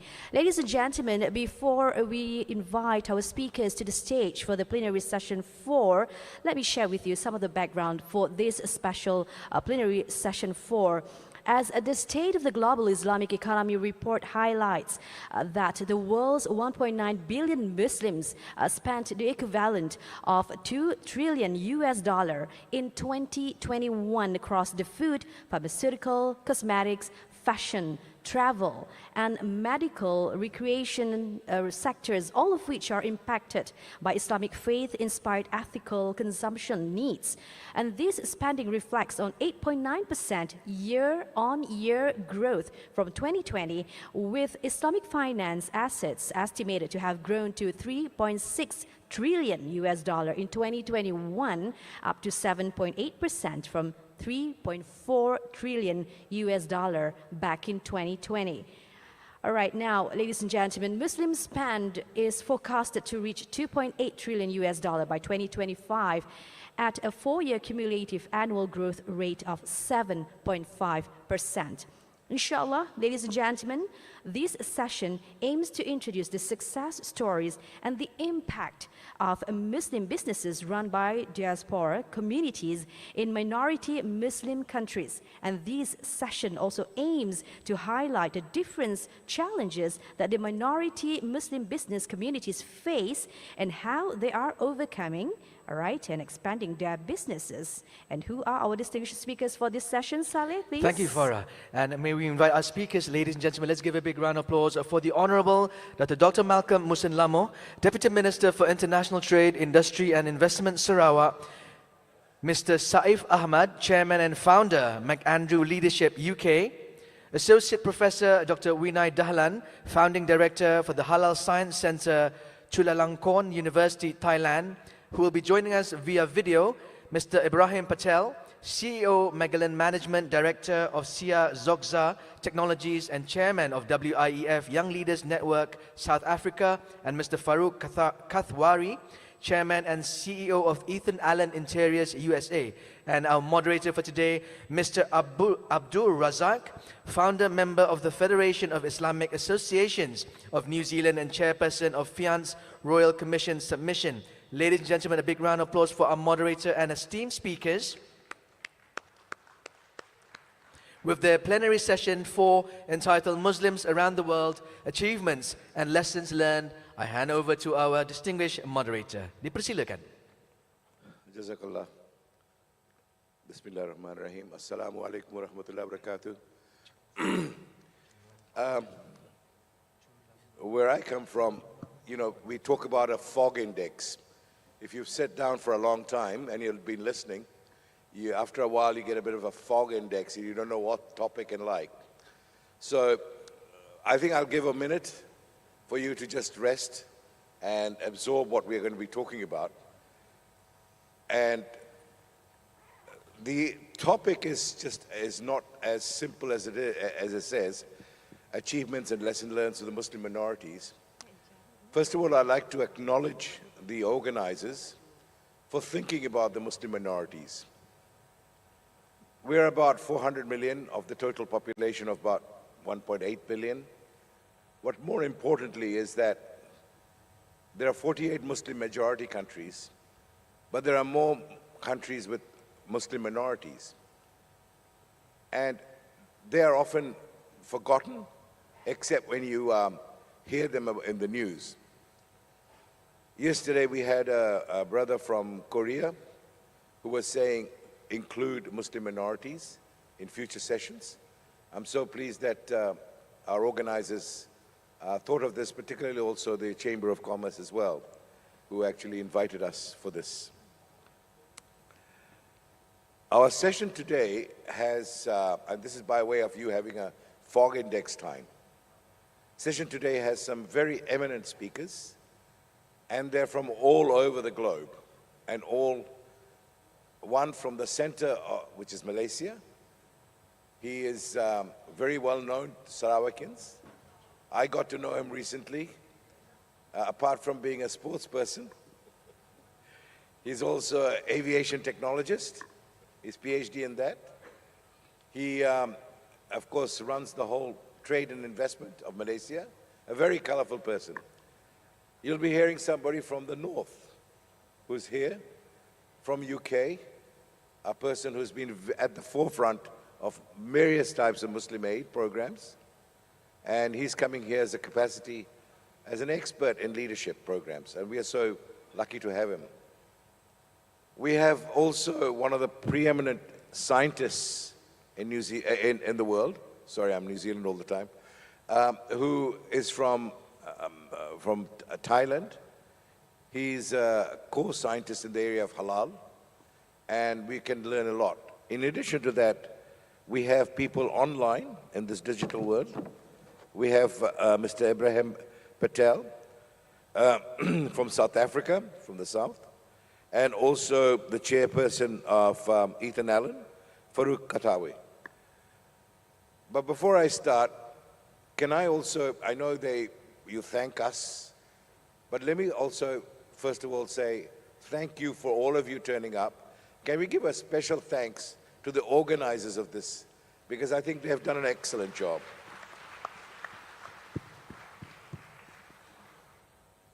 We only have, well, just over 75 minutes, and you haven't come here to listen to me. But let me just give you one context, well, two contexts of why this topic is relevant. On the first day, when we're having the grand dinner, and what a grand dinner it was, there was an item on the main course menu, which was salmon. Now, what has salmon got to do with us? Well, if you know, that salmon would have come from a country like New Zealand, or Scotland, or Canada. There are two nexus of linkages. They all have Muslim minority countries, and they all have a halal nexus, because packaging for salmon, the plastic wrapping, has a type of additive which has actually a non-meat component, a meat component. So it has to be halal, even the packaging. So you can see how complicated the world has become. And in this context, we have somebody who's going to be talking about the halal expert. Our first speaker, if I may introduce, the Honorable Datuk Dr. Malcolm Musen Alamo. He, apart from being the Deputy Minister for International Trade, Industry and Investment, Sarawak, what you've heard of today, he has been really known to have a cause far beyond just Sarawakans, the whole Muslim Ummah as well. So I'll pass on to Dr. Lamo. Thank you very much. Very good morning, and salam Sarawak ku sayang, local greeting here to our Mr. Moderator Abdul Razak, my colleague here, Sahib, and Dr. Vinay. Taking the cue from a very famous, very common quote, success is a journey, not a destination. Definitely, I feel that we should not rest on our laurels, especially if we want to survive in this very dynamic, challenging business world. So I would confine my discussion mainly on the challenges. Challenges, probably some lesson learned from other countries. And of course, I try to give some insight into the projection for the extreme future, how we will survive in this very adverse and very competitive environment. So I will not, in the interest of time, I'll give more chance for my colleague who come all the way here and rushing to be in the airport so you will not miss this flight. My concern here is more on the challenges that we are facing. Yeah? If you look at the climate situation, they involve a lot of risk, climate risk. Yeah? Over these few decades, we realized that there are a lot of occurrence, a lot of calamities that happen around the world with regards to the adverse effect on our climate, be it a flood or drought, and also because the global warming phenomena, we tend to realize that there's a very considerable rise in the sea level. Yeah? This may affect the production of food because most of our arable land will be submerged. Yeah? By the year 2050. Based on the model, mathematical model, they predict that we may have to undergo a lot of flood issue. Yeah? And the projected rise in sea level was 1.2 meters. Some mathematical model will say it may go into 2 meters. With that happening, we will have issue with arable land that can be used for food production, be it a Muslim country or most of the countries in the low-lying region of the world. Eh? So we need to come up with some models or production system that can allow us to optimize, to maximize production by the use of more advanced technology that can more or less assure us of the food security in the long run. Yeah? Imagine that we have to feed around 9 billion people by the year 2050. Yeah? Definitely, we need to go into something that is more productive, yeah? In terms of output, be it from the crop yield or try to reduce input that are required to produce such volume of food for our consumption. Yeah? And also, if you see what happened in other countries over the years, like water scarcity, be it in Africa or be it in Brazil. Yeah? Brazil recorded there were loss of around 9 billion in the agricultural sector because of low production due to drought. Yeah? And I feel for us to go into, to face food production issues and also our well-being, we need to go to new innovation technology. Yeah? There was a statement by some people from Institute of Global Future US that emphasized the most important power tools for us to remain competitive, to be innovative, are these four fields. One is nanotechnology. Another one is biotechnology. Of course, IT and network, and maybe we need to handle neurotechnology. This will be the drivers, the enablers for allow us to be competitive, so that we can move on, yeah? To ensure that people around the world has enough food to eat. So we may need to think beyond what we have been doing all these years. And I believe my friend here can say more on how to promote halal FMGC, yeah? CG, fast-moving consumer goods. Probably our friend from Thailand can explain more on halal production. And another aspect is energy security. You realize that Sarawak is being blessed with a lot of natural resources, whereby we can use this as an energy hub for the region. Yeah? When we need to move from fossil fuel based to greener energy, be it hydrogen, ammonia, or solar, yeah? So that we can mitigate problem with our global warming phenomena. Yeah? In that sense, you will realize that there will be a lot of pressure by countries who are energy deprived as compared to countries which are independent in terms of energy production, especially if they go into that energy transition to a greener, a cleaner, and circular economy. I think with that, I will take my time off to listen to the rest of my colleagues to spend time with you. Thank you. Jazakallah. Thank you, Datuk Dr. Lamo. I think your focus on innovation is something which we have heard so loudly from you, and it's important that we consider that, and also your focus on risk mitigation, taking into account the technologies and also our food security.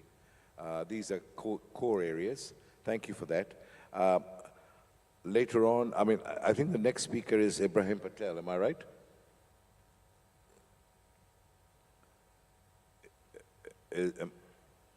Sorry? Okay. If I could introduce you to Dr. Dahlan, Vinay Dahlan. He is founding director of the Halal Science, Dr. Vinay, the Halal Science Center of Chulalongkorn University. He has a flight to catch at 1:30, so I'll.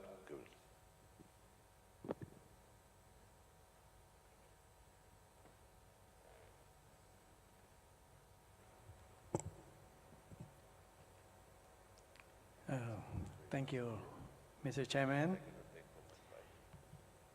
Assalamualaikum warahmatullahi wabarakatuh. First of all, I would like to thank organizing committee for inviting me for this presentation in this very beautiful city. This is my second time to visit this city.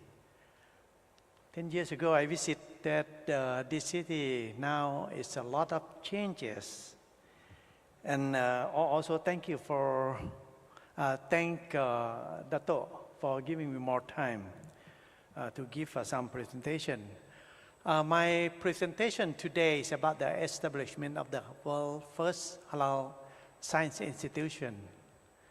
We have some agencies so-called the Halal Science Center at Chulalongkorn University. I will give some information about the Halal Science Center and also Chulalongkorn University as well as Thailand. Thailand is a country in Southeast Asia, the neighbor of Malaysia and also Sarawak. And with the population of 70 million, only 5 to 6 million of Muslim. Then it means that we have very few Muslim in my country, around 5 to 7% of the population. But anyway, we try very hard in our country to promote the halal economy. I will tell the story. When I mentioned that we was the first halal science institution in the world, this is not our claim. We were awarded by the Prime Minister of Malaysia in the year 2006 in the event of the World Halal Forum. At that event, there was an announcement that the Halal Science Center was the first ever halal science institution in the world, and it's mentioned in the Halal Journal of Malaysia. This is really our honor, because at that time I didn't know that the laboratory that I established more than 10 years before was the first halal scientific institution. This is the establishment of the Halal Science Center at Chulalongkorn University in the year 1995. I initiated the Halal Science Laboratory in Chulalongkorn University in order to initiate the work for Muslim consumer protection. As you may know that we have a very minor Muslim population, and we are aware of the haram adulteration in the food product available in the country. And in the year 2001, there was a bigger scandal about the haram adulteration happened in Indonesia. In that year, the adulteration is so complicated for the halal industry.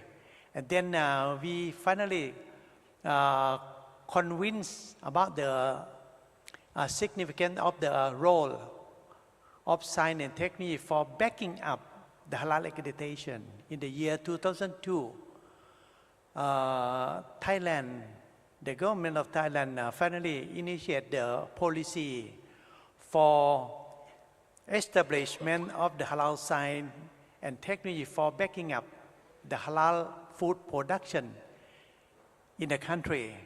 We are not Muslim country, and that's why we so give significance to the science and technology for backing up our halal industry at that time. And then 2 years later, in the year 2004, the government with the cabinet had the resolution to establish the Halal Science Laboratory, first ever in Chulalongkorn University. And then my laboratory in the Faculty of Allied Health, at that time I was the dean of the faculty, was raised up to be the Halal Science Laboratory, full equipped with many equipment supply from the government of Thailand. This is the case from Indonesia. You will find that the disodium inositate, INS 631. This is some chemical used for producing some taste enhancer in the industry. They produce from the tapioca. This is halal. Use bacterial fermentation, and also use the broth that so-called that the broth is produced from the company from Canada. And finally, they found that they use also the enzyme, pancreatic enzyme from the pig. This is finally is make the concern for the Muslim consumer in Indonesia. And we also found from the Halal Science Center at that time that there is not only INS 631, there's also other 186 chemicals have the same characteristic. It means that there are plenty of chemical available in the halal industry. It contaminated with some kind of a haram. This is convince us that we really need the assistance from science and technology to back up and assist the Islamic scholar for the halal accreditation. This is the case also happened during the COVID-19. 2 or 3 years ago, you will find that the vaccine produced from some kind with the application of some protein, trypsin, may produce from pig. This is finally stir the concern of the Muslim consumer. And finally, we found that it's not the pig. They use some kind of the plant for production of the trypsin. But anyway, if they use a trypsin protein, ulama have to understand if finally they can consider whether it's istihala or istilak according to the Sharia. because finally they use plenty of water to flush out all haram from the production of the vaccine. Or finally they transform the structure of the protein to be another side. Can we consider it as the istihala?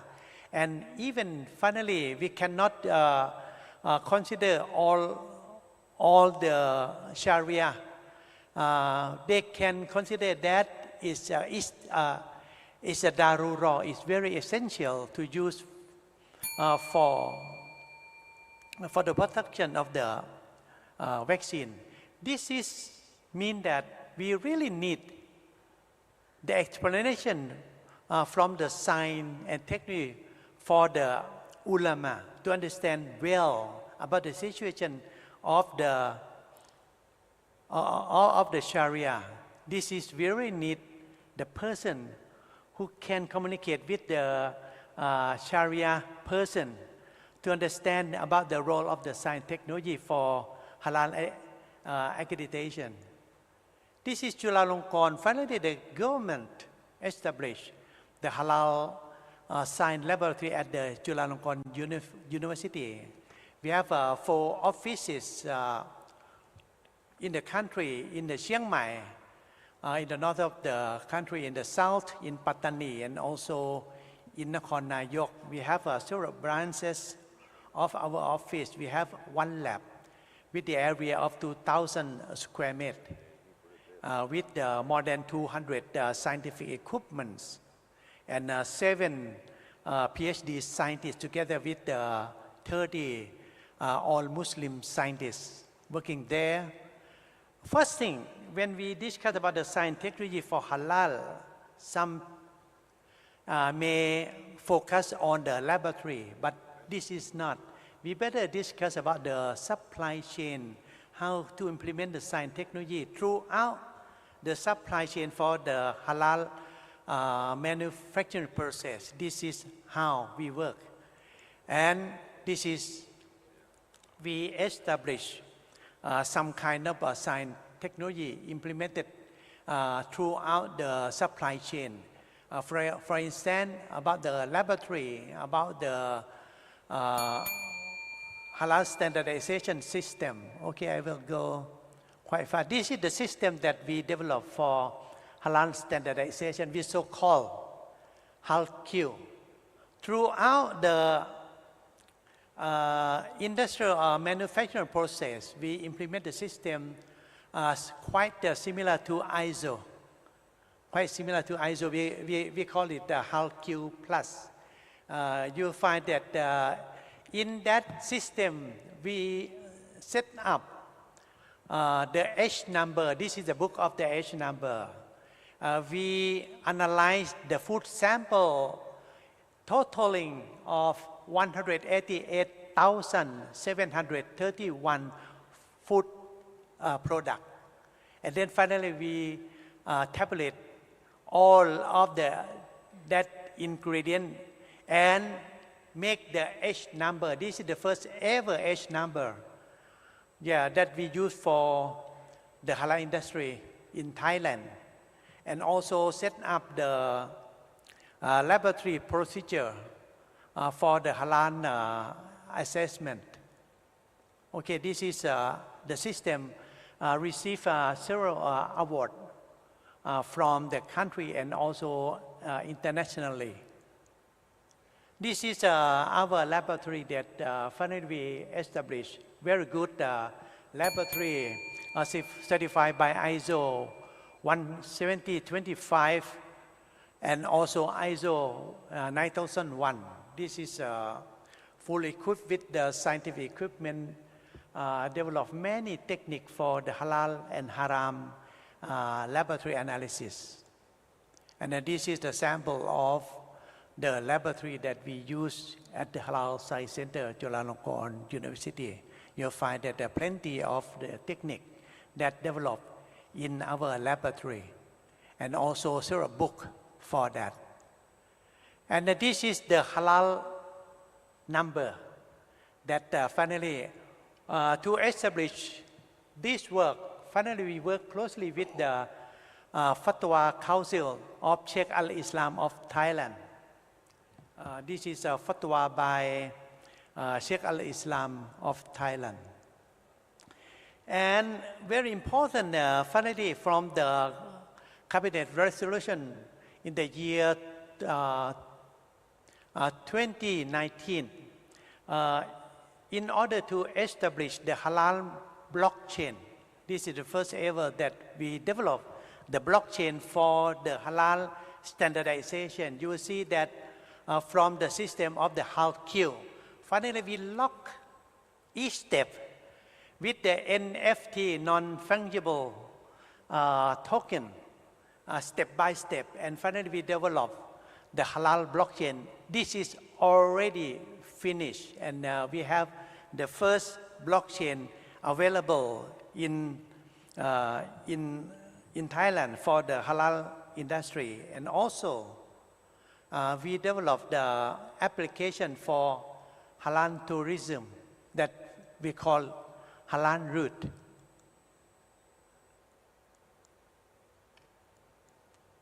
Okay, this is for the development of the innovative Islamic prophetic food, cosmetic, and pharmaceutical product. We use several products from the hadith. For example, the oil of the Habatus Sauda and encapsulate with the prebiotic, prebiotic, and then finally we produce some form of the product, and then finally we have the intellectual property for this kind of product and available in Thailand. This is for our innovative Islamic prophetic product, and we use precision farming technology. Okay, I will show you. This is some, and according to all of our work, I myself had been named as one of the 500 most influential Muslim by the government of Jordan for 15 years. Thank you very much. For 15 years, from the year 2010 to until to the next year. This is the sample of how to develop the halal site laboratory and also the halal site procedure for backing up the halal accreditation, as well as the halal food production in my country, Thailand. Thank you very much. Thank you so much, Professor Dharan. As an achievement and that you have contributed for not just the minority ummah, but also Muslim ummah worldwide, this center is actually a real Muslim center of excellence. I know you have to get going, so unfortunately he won't be able to answer any questions. Have a safe trip. Assalamu alaikum.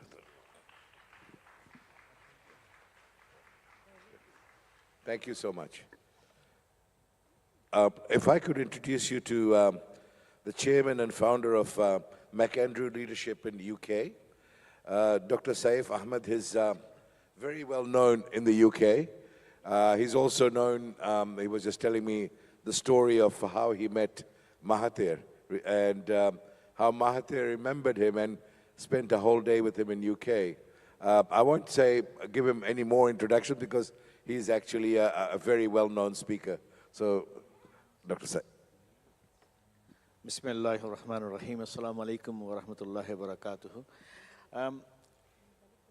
Today's presentation by my brother, Dr. Malcolm, when he talked about innovation, creativity, it reminded me a story of 50 years ago. I was in my final year in the school. There was a competition of the population growth and food problem of the country. So I wrote an article because the pressure at that time that the population growth is based on geometrical process, and the Malthusian theory saying that the food production goes on arithmetic level. But I thought, Brother Abdul Razzaq, Razzaq is Allah. Allah is the provider of rizq for all creatures. So my small mind as a child did not convince me that the productivity of this earth is final. So my essay, the essay that I wrote, I said the earth has not been totally explored, particularly the food within the ocean and the productivity of the land. If the land can produce twice in a year, there is no reason why it cannot do it 4 times, 5 times. So Brother Malcolm's confirmed that innovation and creativity can produce results. And same thing happened 50 years down the line. The country that I was born in, Bangladesh, has been food secure. That has been a lot more production, from 70 million to now almost 170 million. The nation is feeding the nation by the grace of God. And in the health sector, progress enormous, stability, growth rate, better than neighboring countries. It shows the resilience and perseverance of the Muslim nation. I just given one example, one country, that it has progressed. I would like to share some of the success stories of the Muslims living as a minority.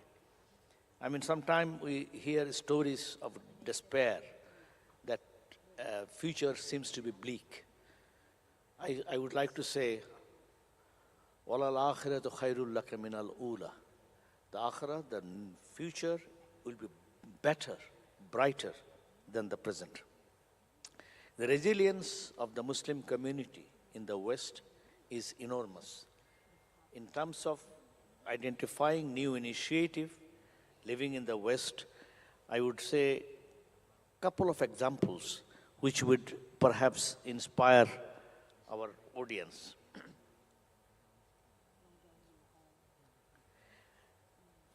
There is a statistics research carried by University of Dublin. It says that Muslims living in a minority situation are much more persevering, and they are achieving much greater success than the Muslims living in a majority nations. Out of nearly 2 billion people, approximately 30 million Muslims live in the West, and their age is below 33%. Very youthful population. Same story goes to Africa. Around half of the continent inhabitants are from the Islamic faith, and 60% of the population are below the age of 30. So this youthful population, couple of things that I explained to you. One initiative in the UK was called Halal Eat, a British startup in 2015 to identify where you can go and find halal food, so that you don't need to really move around. You will have an app. And Islamic GPS, a reality app, initiated in 2016 to find mosque and Islamic landmarks worldwide. The founder was Iqbal Hussein. He's also now aiming to teach the history of the Muslim world in an innovative manner, to make the understanding of the Islamic faith, which is an universal faith to bring humanity together rather than dividing them. So he's coming ahead with that initiative. On the fashion design, I think I find it difficult to pronounce, but Haut Ilan is 213, a modern fashion sort of designers, getting over 200 designers, having a showroom in London, which promotes the modest fashion industry, which is very popular now, getting popular. There was a young Muslim man, now older, Sir Anwar Parvez, who created the Best Way Wholesale, a major chain of wholesale industries across Europe. Riz Ahmed, the actor and rapper, who is now addressing the social media, very much prominent, come from the Islamic faith. Ismail Hussein, from a Somali background, he established the World Remit, a digital money transfer services based in England. Another young man, Adim Yunus, who is the founder of singlemuslim.com, which is the largest marriage website, Muslim marriage website in the world, having millions of people finding their spouse through that process. And USA, similar sort of initiative has been taken by the Muslims. Halal Pizza, Halal Wings Plus, Ariana Halal Market, Halal Guys, Islamic Housing Corporation for the home buyers. Those are all new innovation and initiative taken by the Muslims. In Africa, in Nigeria particularly, 213 million people, and out of that, half of the population are considered to be from the Islamic faith. They ventured in technology, agriculture, fashion, etc. The one group called Boa Group, Abdul Samad Rubin, the oil and gas and manufacturers, is a significant success stories. Dangote Group from Aliko Dangote, the conglomerate group, they produce cement, sugar, oil, and gas, and prominent in the whole of Africa. Is a Muslim initiative. Zais Bank, the Islamic scholars and the business people, they've created this in Nigeria. The Sukuk market with the outstanding $1.6 billion issuance of Sukuk. And Islamic finance industry in Nigeria currently worth over 2.9 billion. Now they're talking about we are talking about the issues of challenges. Challenges are enormous. Discrimination and Islamophobia, access to finance, cultural sensitivity, etc. remains. And Muslim community is finding a way to deal with it in a manner which is consistent with the Islamic values. I just want to touch two items to revive that even at this distant time, there are hopes. A country called Burkina Faso, with nearly 22 million people, 64% are Muslim. Then a young man called Ibrahim Traore, who has taken over the country's leadership from a military captain. He has taken two aspects. One, that he does not take any presidential salary. He wants to live with the spirit of sacrifice. Within 9 months, in impoverished Africa, he has maintained 100 kilometers of road that he has created. Another country, El Salvador, the late Armando Bukele Cattan is the father of this gentleman died. He's the father of the current president of El Salvador, created initiative to introduce Islam in El Salvador and to promote interfaith dialogue within El Salvador is very, very prominent. So all these sayings that Muslim communities as a minority are not sitting idle. They're finding their ways to promote the harmonious message of Islam, promote the message of coexistence, message of tolerance, message of understanding and brotherhood. And that is what I feel that the Muslim community in the West particularly is emerging as a forceful community to bring about a positive change across the globe. Thank you. Assalamu alaikum. Thank you, Dr. Ahmed. The accomplishments of the individuals and the organizations in the UK, US, South America, Africa are really, really notable, and thank you for summarizing that. I note that we only have about 20 minutes to go. We have 2 other speakers which are online. Are we proceeding with that, organizers?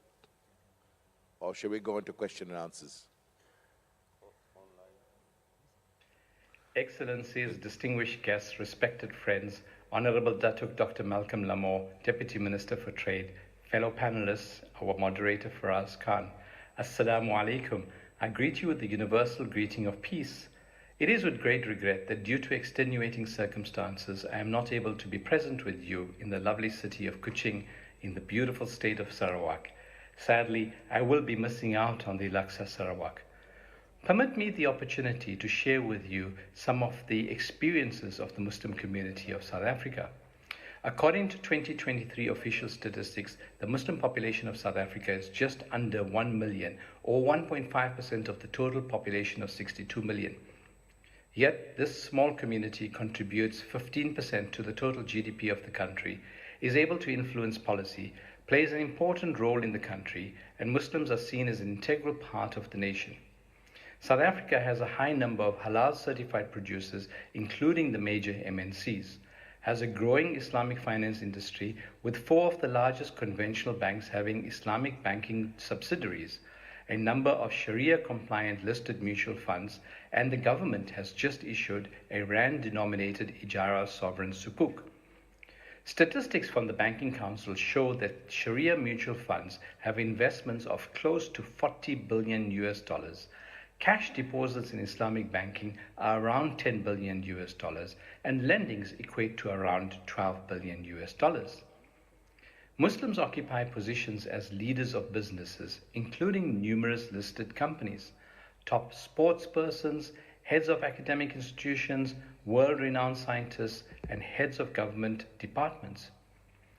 It's interesting to note that the largest cooking oil manufacturer in Southern Africa, the largest Mercedes-Benz dealership group, the largest BMW dealership group, one of the largest independent car rental companies, a steel extrusion manufacturer, one of the largest FMCG distributors, and a large clothing manufacturer are some of the notable Muslim-owned businesses today.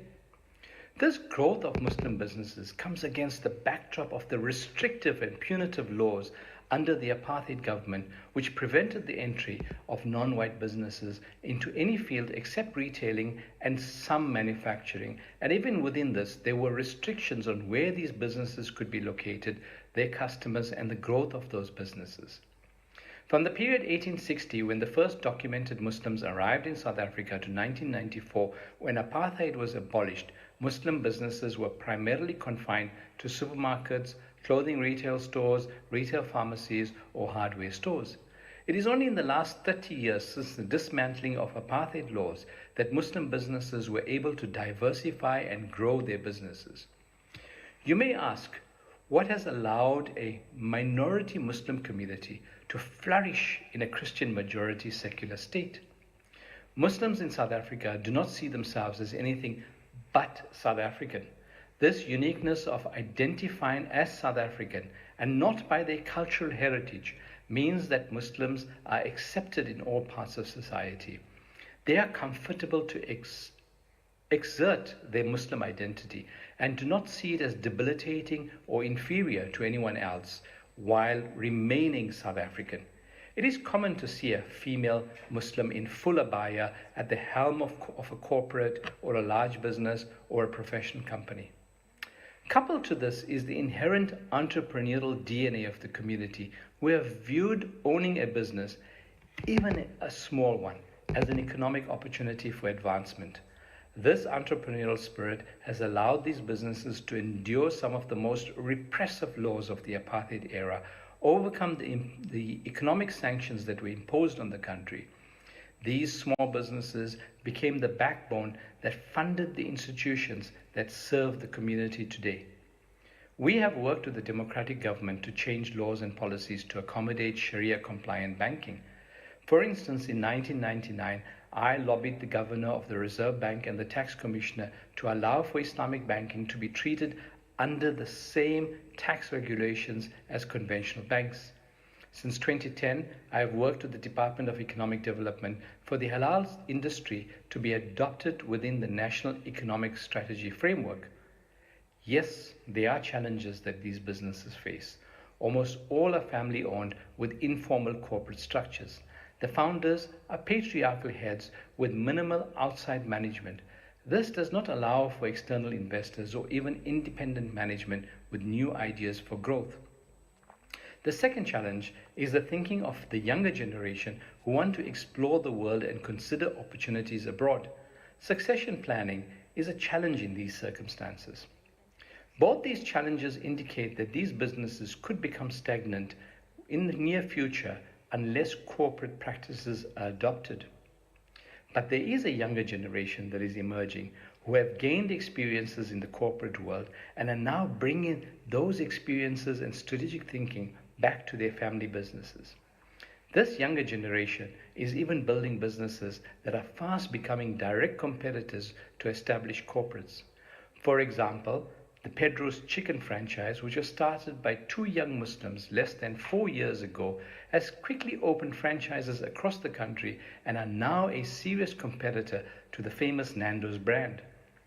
I am optimistic that the community will continue to grow and shape the national economy while remaining true to their values and belief systems. Ladies and gentlemen, my thanks to the organizers for this opportunity to share these experiences with such an august audience, and my appreciation to our moderator and fellow panelists for accommodating me via video. I wish you well in all the deliberations. Assalamu alaikum wa rahmatullahi wa barakatuh. That was Abraham Patel from South Africa. Do we have also Farouk Kathwari? I am Farouk Kathwari, Chairman, President, and Chief Executive of Ethan Allen Interiors, a global enterprise that got its start more than 91 years ago. I began working with Ethan Allen 45 years back, after forming a joint venture between my company and theirs. And I've had the pleasure of leading this enterprise for more than 35 years. Let me start by telling you a little about the company I lead. Ethan Allen is the interior design destination, providing interior design service across several continents. We have 174 design centers in North America and several internationally, staffed by a team of more than 1,000 professional world-class interior designers. We offer complimentary design service in each of our locations, which includes complimentary home visits and 3D room planning services using state-of-the-art digital technology. As a vertically integrated company, we manufacture about 75% of our products in our North American workshops, which supports our interior design focus by enabling us to offer many custom furniture options. We also operate a national and regional logistics network. We are a public company listed on the New York Stock Exchange, and recently we were recognized as America's #1 premium furniture retailer and one of America's top 10 retailers overall by Newsweek magazine. This forum is taking place at a very important time, with the world facing many challenges. All of us, particularly those in leadership, need to work towards peace and economic betterment. I have always believed that the main job of a leader, whether in an enterprise or in a state, is to help their people become better, while creating a culture where all are treated with dignity and respect. I was born in the beautiful mountains of Kashmir, where the philosophy of Sufism has had a major impact on culture and religion. I believe that Islam is not restricted to one community or race. Rather, Islam emphasizes the equality of all human beings and the responsibility to help all, irrespective of their religion, race, or cultural beliefs. These principles are relevant when managing a publicly listed enterprise in the United States, and I believe they are relevant all over. The rich cultural and ethnic diversity within the Muslim world is its strength, and it has contributed to a wealth of perspectives and achievements. Unfortunately, the extremism of some has mostly harmed the Muslim population. We face both internal and external challenges. The internal challenges relate to issues of governance and major disparity of income. The external challenges include the continued impact of colonialism, including the creation of unnatural borders, which have contributed to conflict in many parts of the world. The good news is that Muslim communities are resilient, and there is tremendous opportunity to make progress. We can overcome the obstacles, develop good governance, and promote economic welfare. Education opportunities are critical, and it is important that they be provided to all sections of the community, especially to women and girls. One noteworthy thing about Ethan Allen is the representation of women within our leadership ranks, which is quite favorable compared to companies in almost every industry.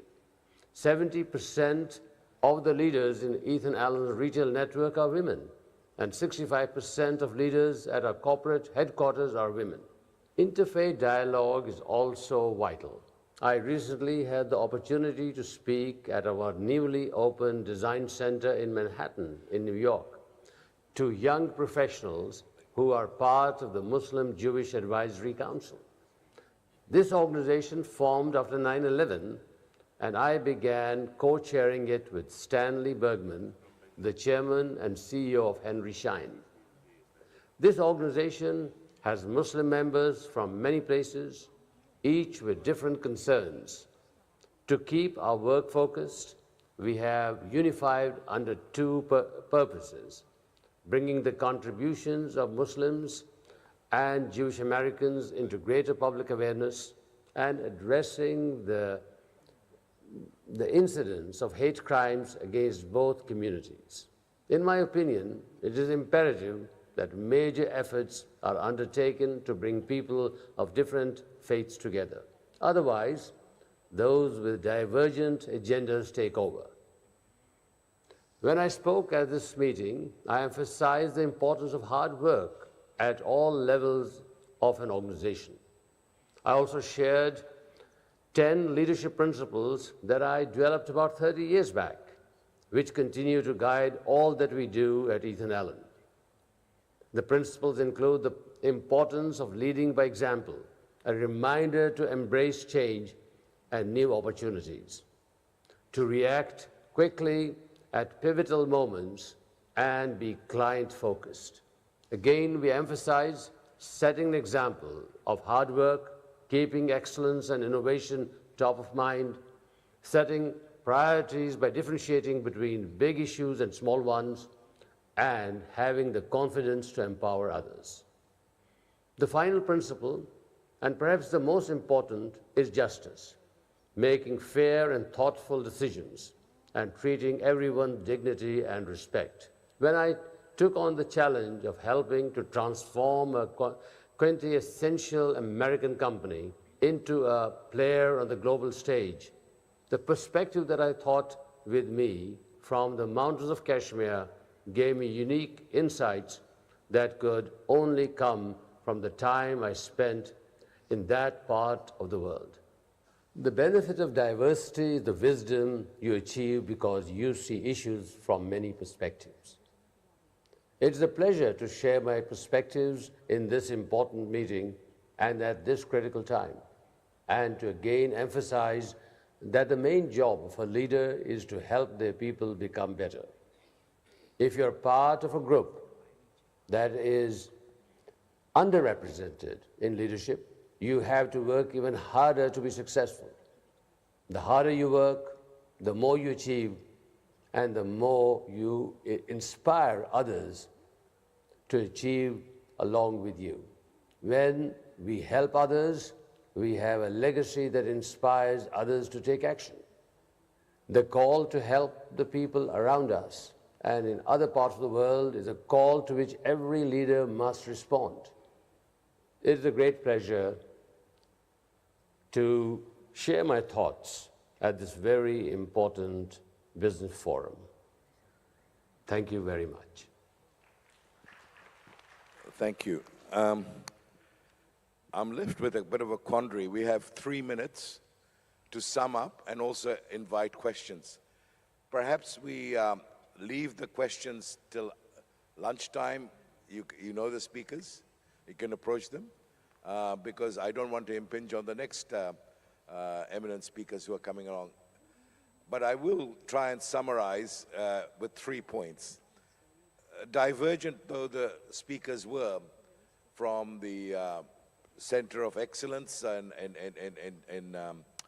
Thailand to the call for us to be risk mitigating and to innovate, the examples given in UK, US, and we heard from Ethan Allen also in South Africa. We can summarize the Muslims in minorities in 3 ways, and 3 very important ways, I think, which are relevant to this forum. First is the Muslims in the minority situations do count. They form a significant part of the Ummah, and there is an ongoing need for the majority Muslim countries to recognize the importance of the minorities, whether it's through the role of people, organizations like Jakim or others, and the Islamic Chamber of Commerce. Number 2, it's a very youthful population worldwide. And this youthful population brings with it a lot of challenges. And these youthful populations, and I believe, judging by the examples we have seen, are innovating, are being very resilient, and I think we have a lot positive things to look forward to. And the last and perhaps the final point is that we are in a forum which looks at innovation.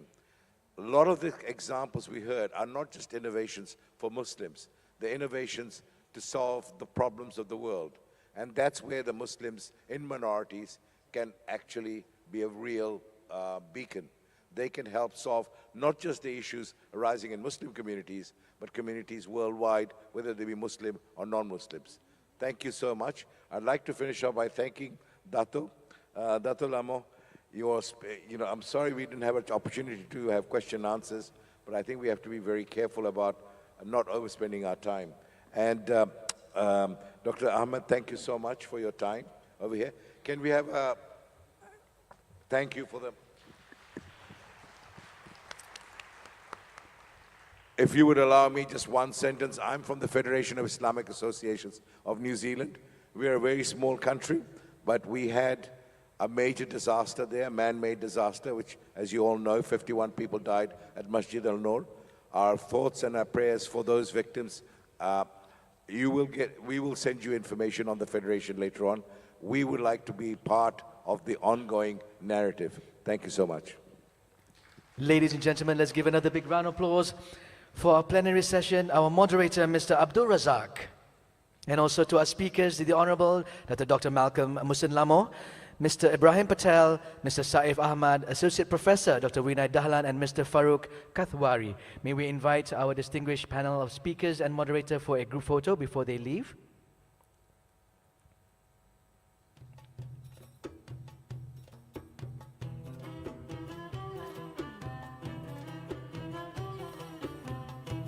One group photo, sir.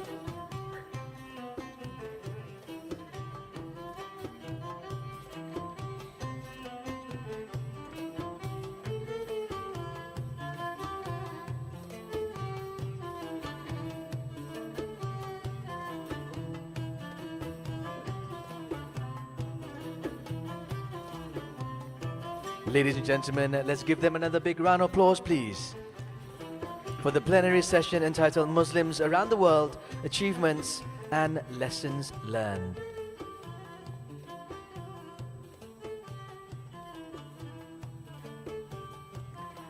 Alhamdulillah, another session done, which is indeed very, very interesting, on which we were talking about Muslim success stories, and more on that after this, ladies and gentlemen, as our coming up session is entitled Entrepreneur Success Stories in the Muslim World.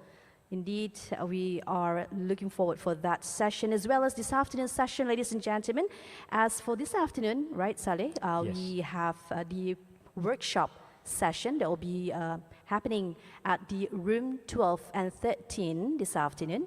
As for women and for youth session as well. So please make your way this afternoon at 2 o'clock at room 12 and 13 at your choice, okay? And of course, we're now moving on with our next session, as we have the plenary session 5 entitled Entrepreneur Success Stories in the Muslim World. Let's have the behind on this topic, as entrepreneurs play a crucial role in the economy by identifying and pursuing new business opportunities. And they are responsible for starting and growing companies which can create jobs and drive innovation. And entrepreneurs often bring new products or services to market, which can help drive economic growth and improve people's lives. And they may also create new markets or industries which can lead to increased competition and greater efficiency. And also, ladies and gentlemen, in addition to their economic contributions, entrepreneurs can also have a positive impact on society by solving problems and providing goods and services that meet important needs. And this session aims to present how can these entrepreneurs' transitions be effectively carried out? What are their challenges and how do they come over throughout their journey? So, Salih, have the details on our speakers for this session. Thank you, Farah. And now, may we invite our distinguished speakers, ladies and gentlemen, we welcome on stage Yang Berbahagia Datuk Sri Haji Muhammad Naruddin bin Haji Mak Jais, Advisor for the Ministry of International Trade, Industry and Investment, Sarawak. His Excellency Sandiago Uno, Minister of Tourism and Creative Economy, Indonesia, who will be joining us via video. Dr. Wael El-Dusuki Beda, Founding Director of Entrepreneurship Center of Arab Academy for Science, Egypt.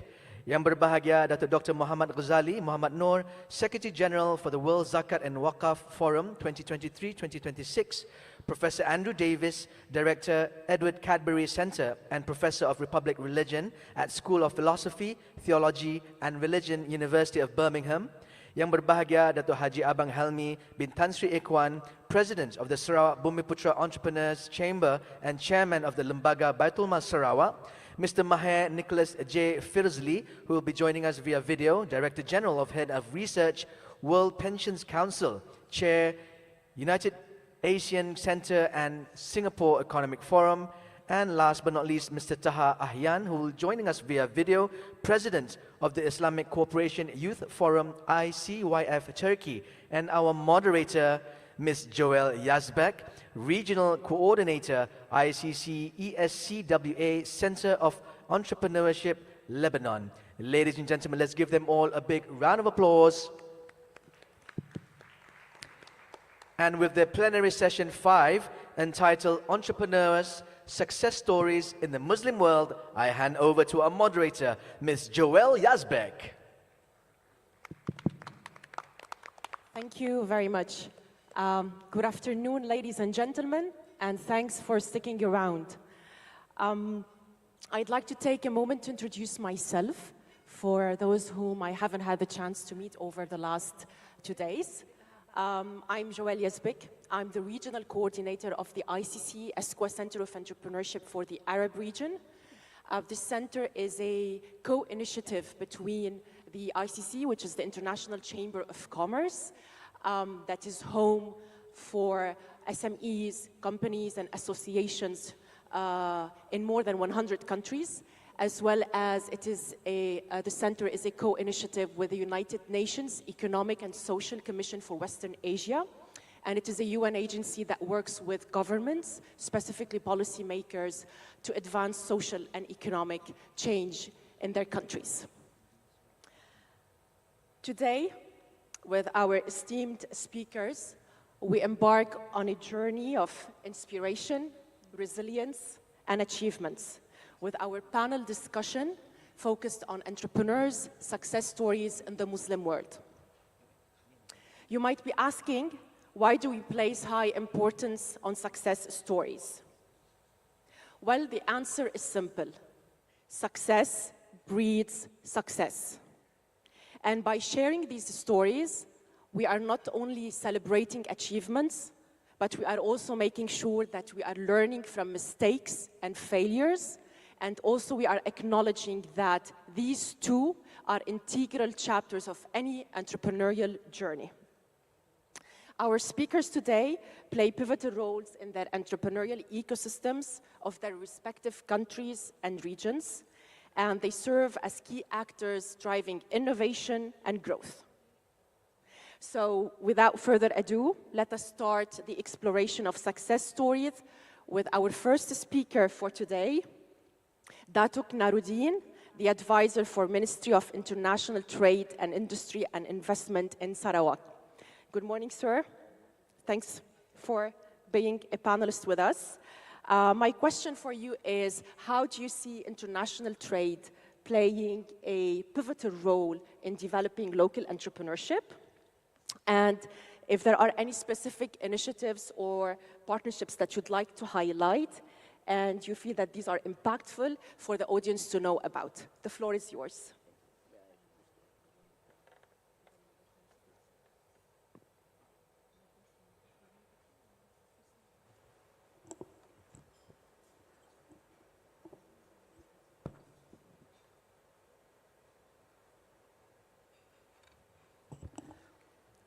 Thank you very much, Ms. Joel Yasbek, our moderator. Bismillahirrahmanirrahim. Assalamualaikum warahmatullahi ta'ala wabarakatuh. Datuk-datuk, members of the panel, participants, ladies and gentlemen.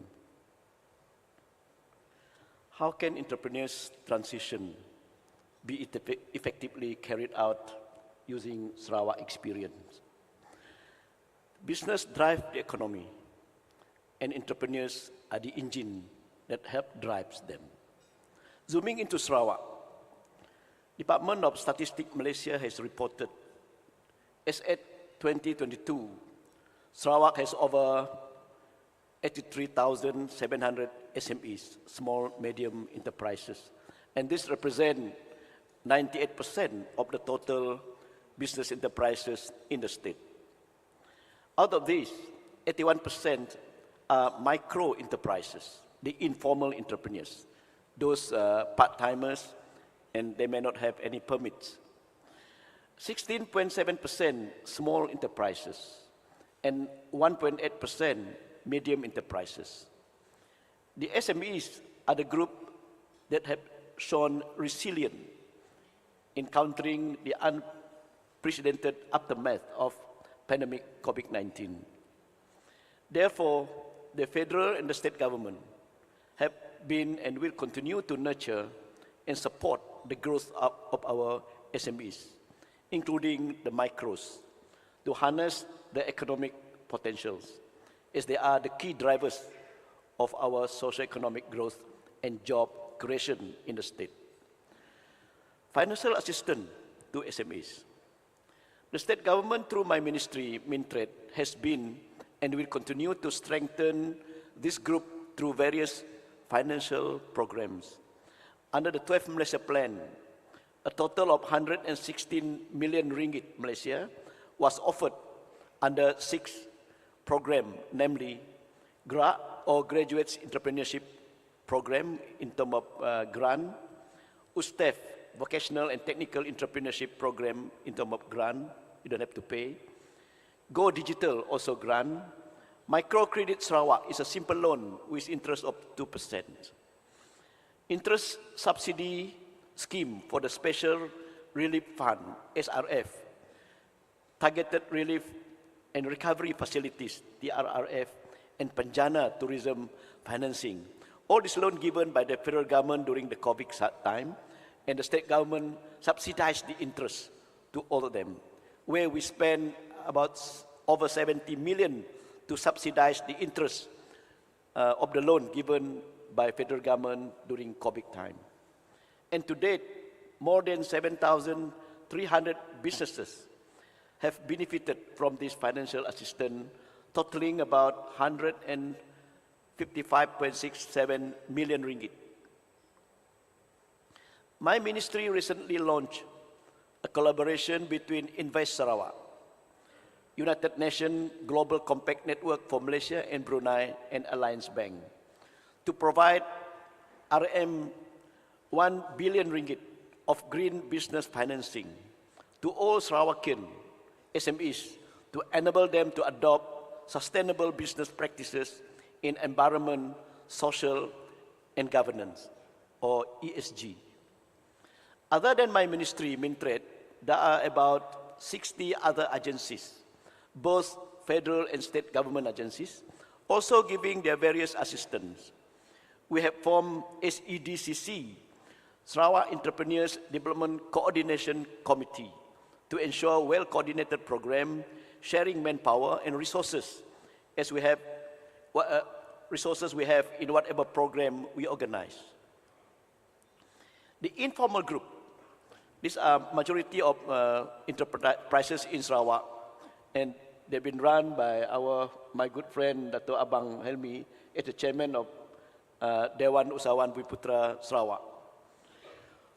The informal group, since 2021, we have come up with special package, Come Register program, to create awareness and encourage them to register in situ during the program. An adoption of digital economy platform is a way of doing business and hoping them to be their culture. The state government in 2020 has initiated a special program or forum, IDEC, a program introducing digital economy as a platform, not only as a way to do our business, but more important, to ensure we will not be left behind by others, as digital will be the global culture in the future. Syukur Alhamdulillah, during last pandemic COVID-19, our entrepreneurs started, though slowly, adopting online to make order food, to make payment transaction through Sarawak Pay, Alibaba, Alipay, etc., where during the month of Ramadan in 2021, they have made 30.5 million business transactions. Thank you very much for now. Thank you.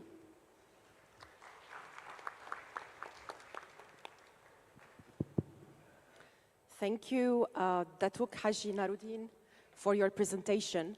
If I were to talk about two key takeaways from this presentation, I would say first, the work of that Datuk Haji Naruddin talked about, it tackles three main challenges for entrepreneurs. One is access to finance, the second one is access to markets, and the third challenge, I would say, it's related to skills development and developing the capacity, especially in the digital sector, giving them digital skills in order to embark on their digital transformation for entrepreneurs and SMEs. And the second key takeaway, which I think it has been voiced multiple times during the conference, is in order to have meaningful and lasting transformations in our ecosystem, we need to be working on the three levels. The micro levels, which is the SMEs and the entrepreneurs, the meso level, which is the business support organizations, and the macro level, which is the governments that are designing thriving policies.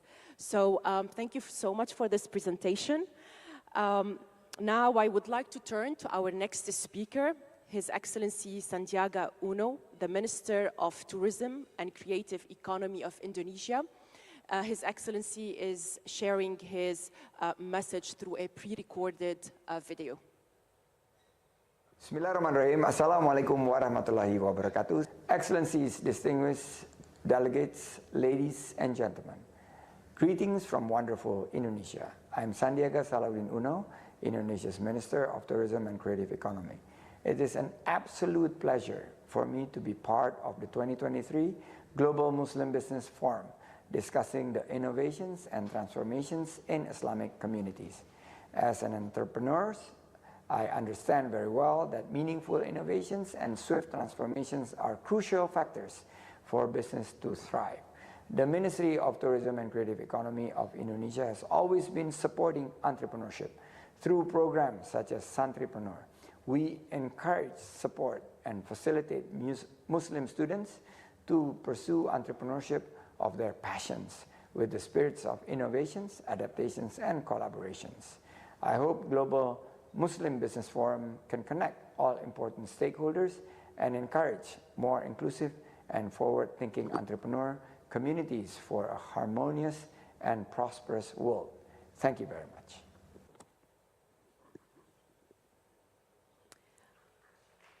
Thank you, Your Excellency. With this, we move to our third speaker for today, Dato Haji Halmi Ikhwan, who is the president of Sarawak Bumiputra Entrepreneurs Chamber and the chairman of Baitul Mal Sarawak.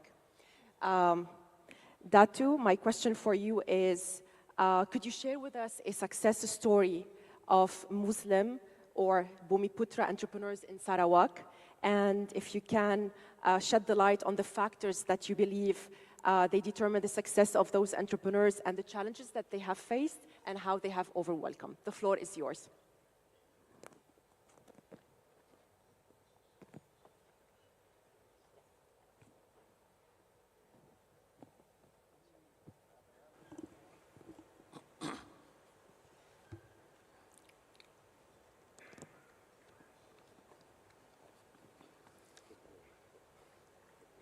Thank you, Ms. Joel, our moderator.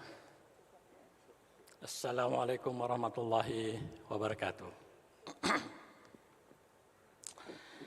I would like to make this opportunity to share with the audience the story of the most successful Muslim Bumiputra entrepreneur in Sarawak.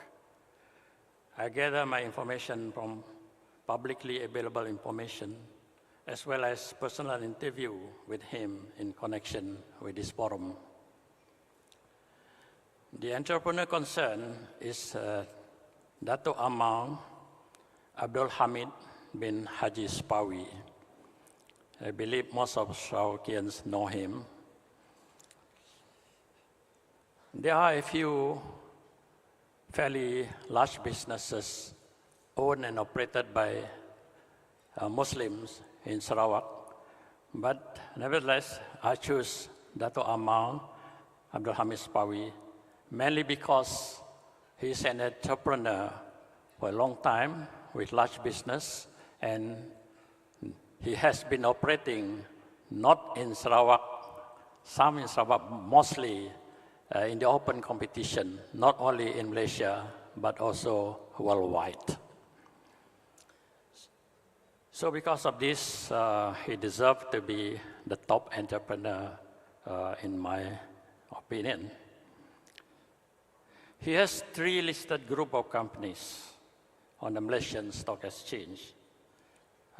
These 3 group of companies have a total asset value of 5.5 billion ringgit. And the net profit accrued to these 3 group of companies that are controlled by him. In year 2022, it managed to make a profit of, that is pre-tax profit of 650 million. This is a huge sum of profit by Sarawak standard. The first group under him is Ta'an Holdings Berhad, together with Sarawak Plantation Berhad, which are operating in the timber and plantation sector. The other company is Naim Holdings Berhad, which is operating in the property development sector. He holds controlling interests in all these 3 companies. Ladies and gentlemen, to start with, I give a little bit of history of him. He was actually well equipped with initial knowledge in the timber industry, having a forestry degree from Australian National University and master's degree from Oregon State University, United States of America. But of course, he was also a graduate of University of Malaya. Well, in spite of this qualification, when I asked him about what are important to make a success, he stated that while high qualification is an advantage to achieve success, it is actually something easy to find people with high qualification. Instead, what are more important in the success of a company is the core values in his partners, in board of directors and staff that are essential to the success of the group. 3 core values are highlighted in Ta'an annual report. According to him, core values are not phrases selected for the purpose of public representation, but core values are actually something in the inner self of ourselves, of individuals that make up the group. It started with the partners who share these core values. As the company grows, these values are inculcated inside the administration of the companies. Basic in the company's core values is integrity, followed by teamwork and excellence. Once the staff are committed to high integrity, spirit of teamwork, and striving for excellence are natural things to follow. In fact, according to him, in an environment with high integrity, things like transparency and staying away from corruption are not difficult tasks to adopt. No doubt, the group takes integrity very seriously. Anybody found to lack integrity in the company is usually asked to leave the company. Another important factor to the success of the group is the vision and the mission statement. The vision, clear vision, and achievable mission statement for the group. For Ta'an, Ta'an Holding, it is to be a leading player in the timber and plantation industries. In the other company, that is the Sarawak Plantation, it is to be a fully integrated, high-performing enterprise with diversified businesses. For Naim Holding, the vision is to bring tears of joy to 1 million people and more. You may ask what it is. This is related to Naim's activities in building houses. So they want to make more than 1 million people who live in these houses to be happy with tears of joy. Well, ladies and gentlemen, now we come to the challenges to the group. Company like Ta'an Holdings, in particular, has faced a few very difficult challenges in the past. Nevertheless, they managed to sail through these difficult waters. First is the marketing efforts. Ta'an started as a timber company, exporting logs and later processing timber. Starting in the 80s, global campaign against tropical timber was spearheaded by European countries, alleging Sarawak timber as being anti-environment and unsustainable. The Europeans started by creating trade barriers to imports into the European community market. Later, they even went further by coercing their banks not to maintain accounts or financial facilities to some of the Malaysian timber exporters. In the above unfriendly European market environment, Ta'an obtained sustainable forest management certification under the Malaysian Timber Certification Scheme, and they get their production units audited annually to certify complying with the conditions under the certification scheme. The bigger challenge, however, was at the production end, arising from the issue that logging of natural forests is a depleting industry.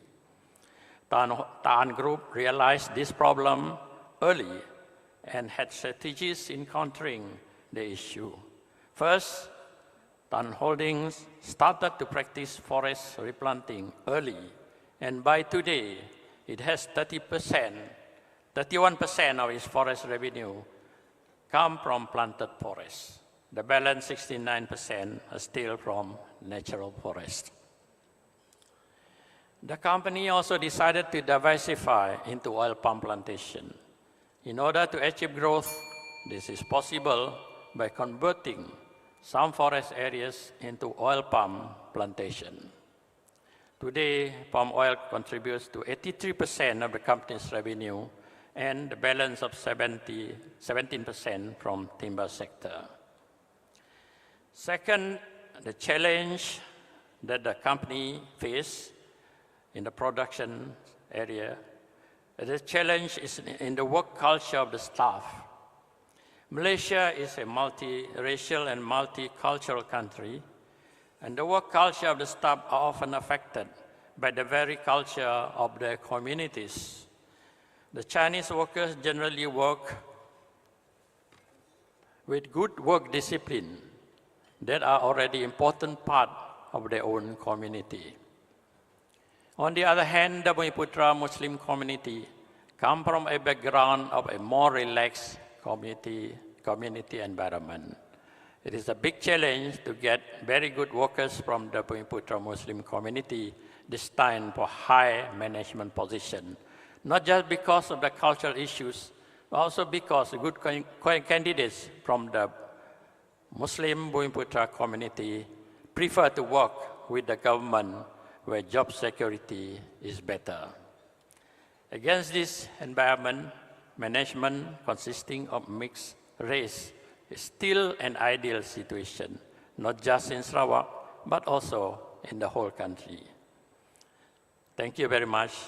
Assalamualaikum warahmatullahi wabarakatuh. Datu Haji Halmi Ikhwan, thank you very much for a very rich presentation.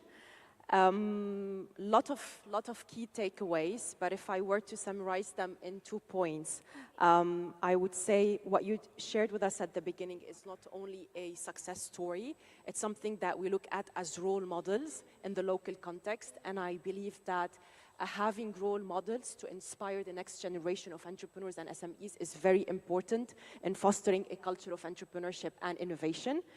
And the second point, I really loved when you focused on the values. And talking about values, you've put people in the center of any business.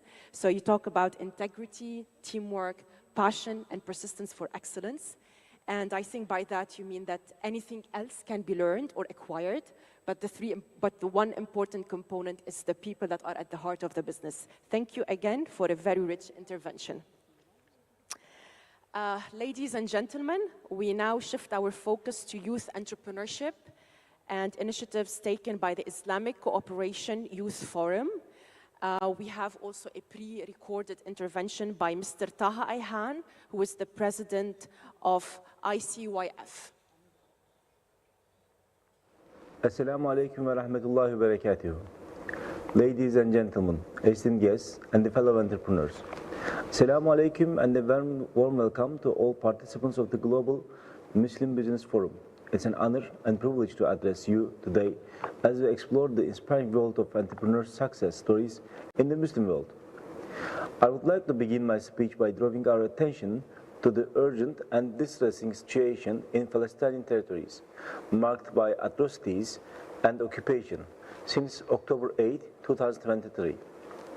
The ongoing brutal oppression has impacted innocent infants, toddlers, babies, children, women, and the elderly for over a century, and has resulted in more than 14,000 Palestinian deaths, including over 6,000 children and 4,000 women.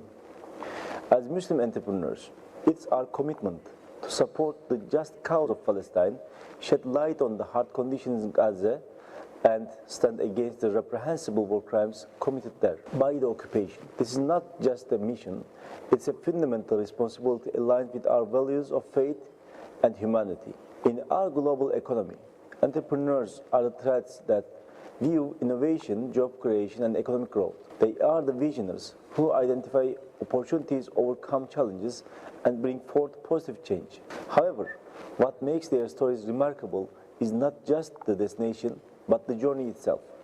The challenges faced, the lessons learned, and the resilience displayed. In the Muslim world, entrepreneurs are not just economic contributors.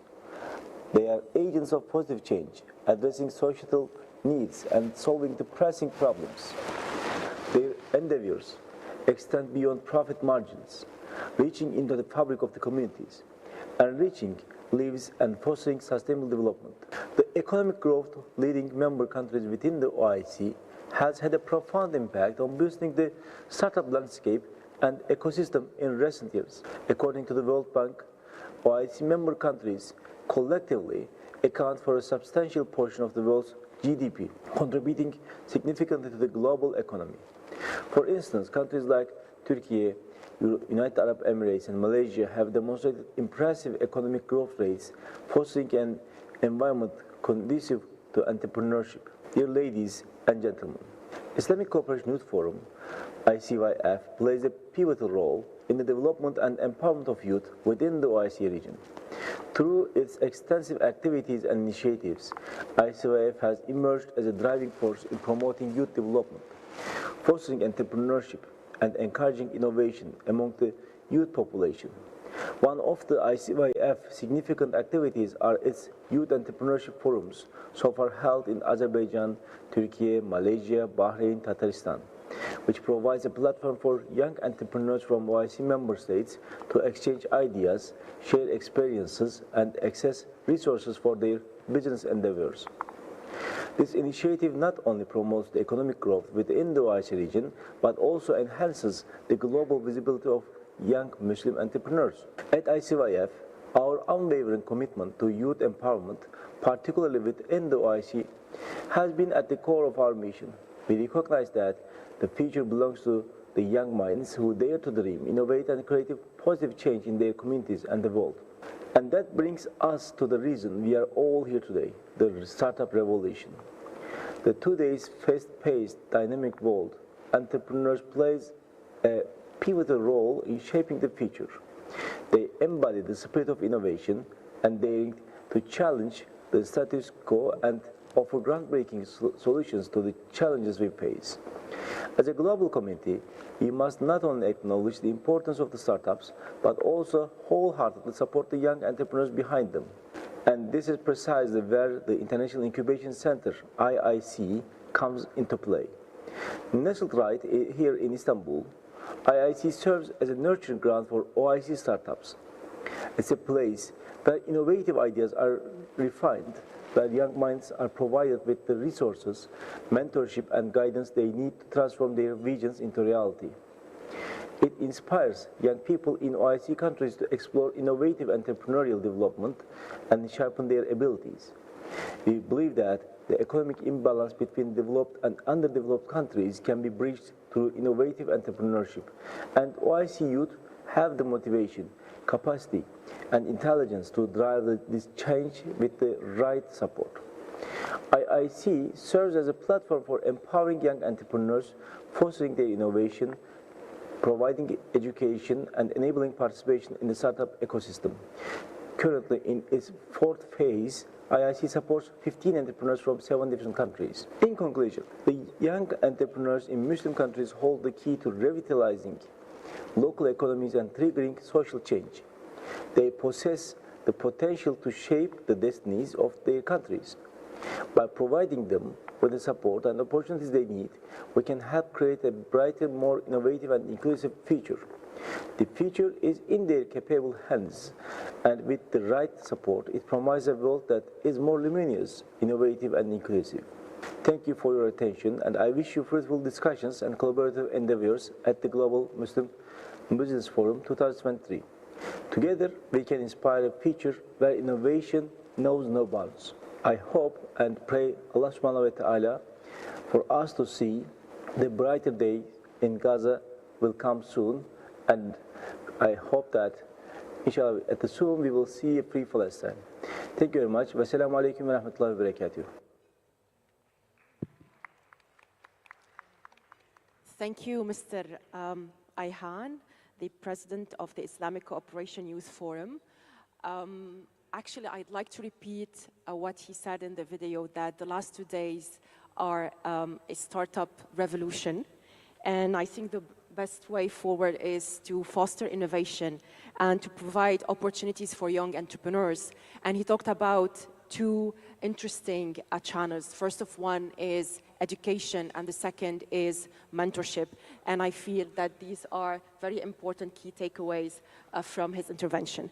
With this, I move to our fifth speaker for today, Dr. Mohammed Ghazali, the Secretary General of World Zakat and Waqf Forum.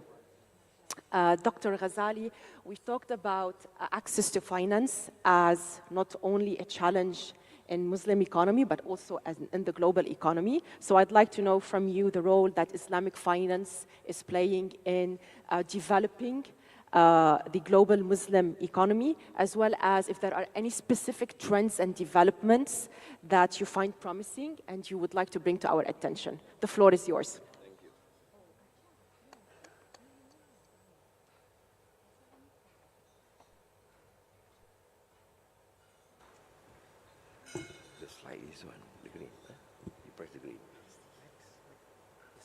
Okay, all right. Thank you very much, Madam Moderator. Ladies and gentlemen, I'm honored to be together with you. I know we are at a difficult time because you are going to begin your food. Now, let's look at the map, the context what we are. I come from an organization that transforms and transposes the world. So we are now in the business of looking how the world is changing. As you look into the map, the red countries are those who are major powers guiding the new powers, and they're being accompanied by new possible members of the third world. So you have a hope, because the rise of the old empire, together with Africa, Asia, will change the power of the world of tomorrow. That's where we are coming. Now, do we have stories of success in the Muslim world? Let's just look at this gentleman. The first gentleman is from Egypt. His name is Brother Salah Atia. He's an interesting gentleman. He is a multi-billionaire, and when he died, 1 million mourners mourned his death. Why? Because he started his business along the line of Waqf, and he served the community, the women, and the poor. And he gave, starting in the business profit, 10% dedicated to the cause of Allah. And when he moves up, he gave 100% of the profit to the business of Allah. As you say, when you do business with Allah, we will not lose in life. That's the first gentleman from Egypt. The second gentleman is back home. Is none other our young gentleman, Tan Sri Mukhtar al-Bukhari. Here is a gentleman who rides through the mill, and he is a conglomerate builder. He has a wealth of 1.5 billion US dollars, but he is both an entrepreneur of many holdings, as well as a philanthropy to many charities that we all know. The third gentleman is our friend, who is Tan Sri Wan Azmi Wan Amza. Many of you are not here, but those of my elders in this panel would know who is him during the administration of Tun Mahathir Mohamad. And he is also a builder of success. The third one I like to present to you is a young man coming from your state. He is a surprise announcement. He is none other than Datuk Haji Abang Muhammad Sibli bin Haji Abang Muhammad Naili. His chairman is here, who just spoke. But why do I pick him up? I have been associated with the World of Islamic Development Bank since 1996. It's over more than 30 years. I have been infiltrated with Waqf and Zakat for the last 14 years.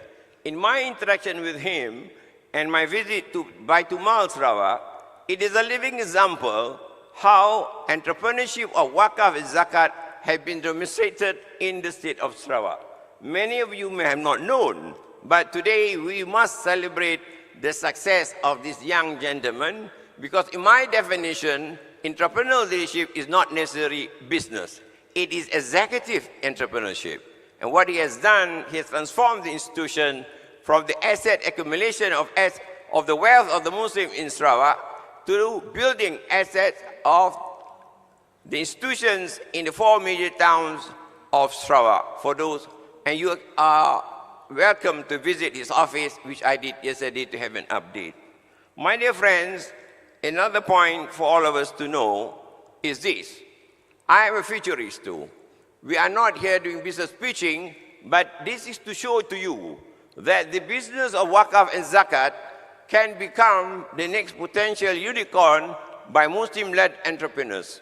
We have just launched this Gold Barakah at the World Zakat and Waqaf Conference 2023 in the state of Kedah last October, and it has been launched officially by the Minister, Datuk Sri Nancy Shukri. And this is interesting because it's an evolution in social assistance, the way we are talking about.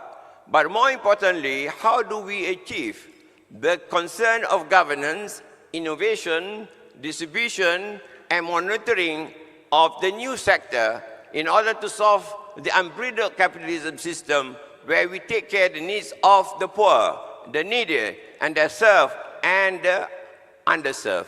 And this model is for all of us to understand we would have an answer to that in modern technology.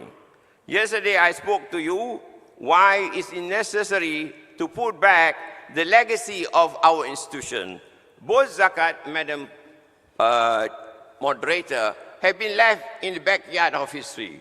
Today I bring for you why Islamic finance entrepreneurship has a growing importance for all Muslims in this room and those of similar reasoning. For example, the one is Islamic finance entrepreneurship. First principle is risk-sharing principle. Islamic finance emphasizes risk sharing and avoid speculative transactions. And this aligns very well with the new entrepreneurial venture where risk-seeking is inherent. Second, Islam asks you for asset-based financing. We do not have assets that are not tied to tangible assets, and therefore they provide entrepreneurs with more secure and ethical financing options. Third, today we are interested how Sharia-compliant investment through Islamic banking fosters such investment, promoting ethical financing and socially, morally accountable entrepreneurship. That is the first component. Now let's go to the role of Zakat.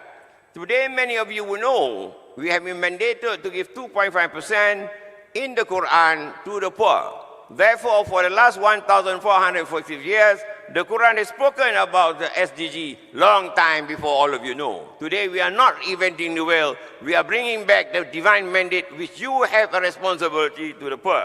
And what is that about? Socially responsible funding. Zakat has the pillar of 5 pillars, involved giving a portion of one's wealth, and it has been mandated to all of us. Another one is microfinance and small business. Today, we make a matter of Zakat business of collection and distribution. I was talking to my dear brother that today we will make Zakat an economic empowerment. Why? Because the Zakat must be empowered, must be dynamic, and must be a dynamo in the society. No longer are we interested to be just spending the money for the year, but we must venture today. There is a long gestation period of moving even the fate of the poor in any country for the matter. Therefore, we must relook at the fixed jurisprudence of how Waqaf and Zakat being implemented around the Muslim world.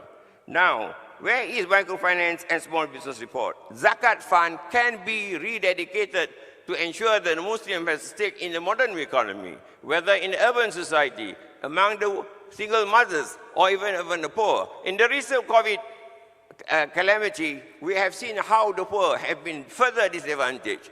Today, I give you a very simple example. We can buy handphones for the poor children. When we invented that please study at your home, the poor are obliquely updated from not only the calamity of COVID, but they themselves cannot live, neither they can study. This is a very simple project. Next, economic empowerment. Zakat today must be now an engine of growth. How? We support startups.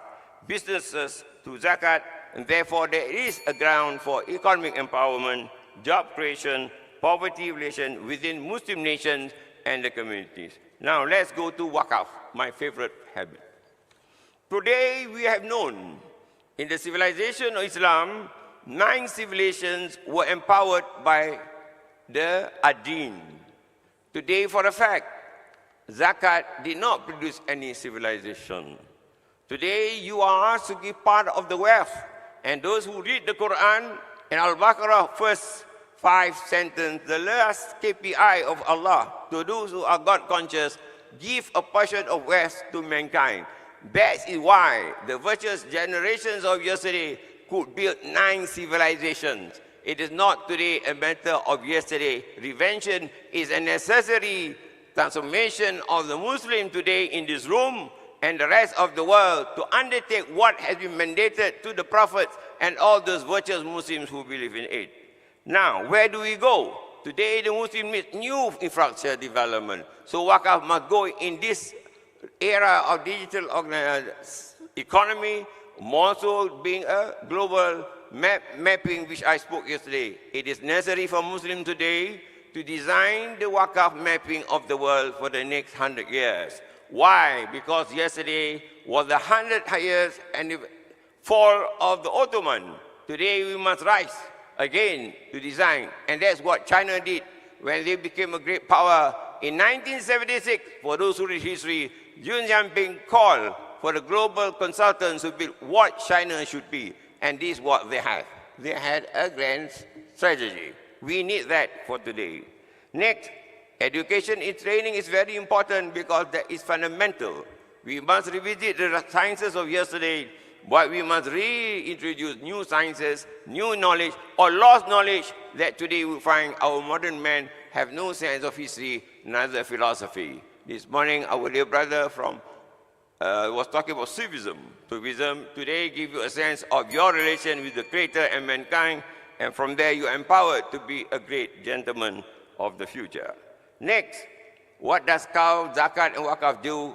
You have to know global collaboration. Today, cross-border investment is necessary. Islamic finance, through the Islamic Development Bank and the Malaysian government, has set up the Islamic finance and banking industry for the last 50 years. But the time has arrived for Waqaf and zakat to be another part of the global economy, because that was the secret that built civilization of yesterday. Now, where is the international platform? I must congratulate my brother Tan Sri from Asli and Dr. Iqbal for having such a platform, because it's a necessary platform where nations, communities, families, entrepreneurs have a platform to speak. Just as you see the WEF and the other international relations, Muslims must rise to have a platform of common mission, common vision, common dedication, common resources, common end, because we got 2 worlds to serve, this world and the next world. Next, we have to understand where is our technological integration. Today, what they said, today we are no longer in the world of distance, the world of time of yesterday. Today is the cosmic design, where Allah says time is His creation. Today He shows time is much more cosmic, and we see time has been reduced. And therefore, financial solutions, integrating the Muslim with in all sectors of the industry, from the womb to tomb, is necessary. Today we must invent not only fintech, we must invent zakat tech, we must invent Waqaf tech, and all other technologies. They make the Makasib Sharia a real institution that serves Muslims of tomorrow and next generation. Because I must remind you that the third caliph, Sayyidina Umar, said, prepare your children in their time, not yesterday. Therefore, you come here today with a mission preparing the next generation and beyond. Last, the question of using blockchain and smart contracts, these are necessary new innovations which will help us in the sense of government, transparency, and accountability. Finally, my dear colleagues, is that where does the government come in?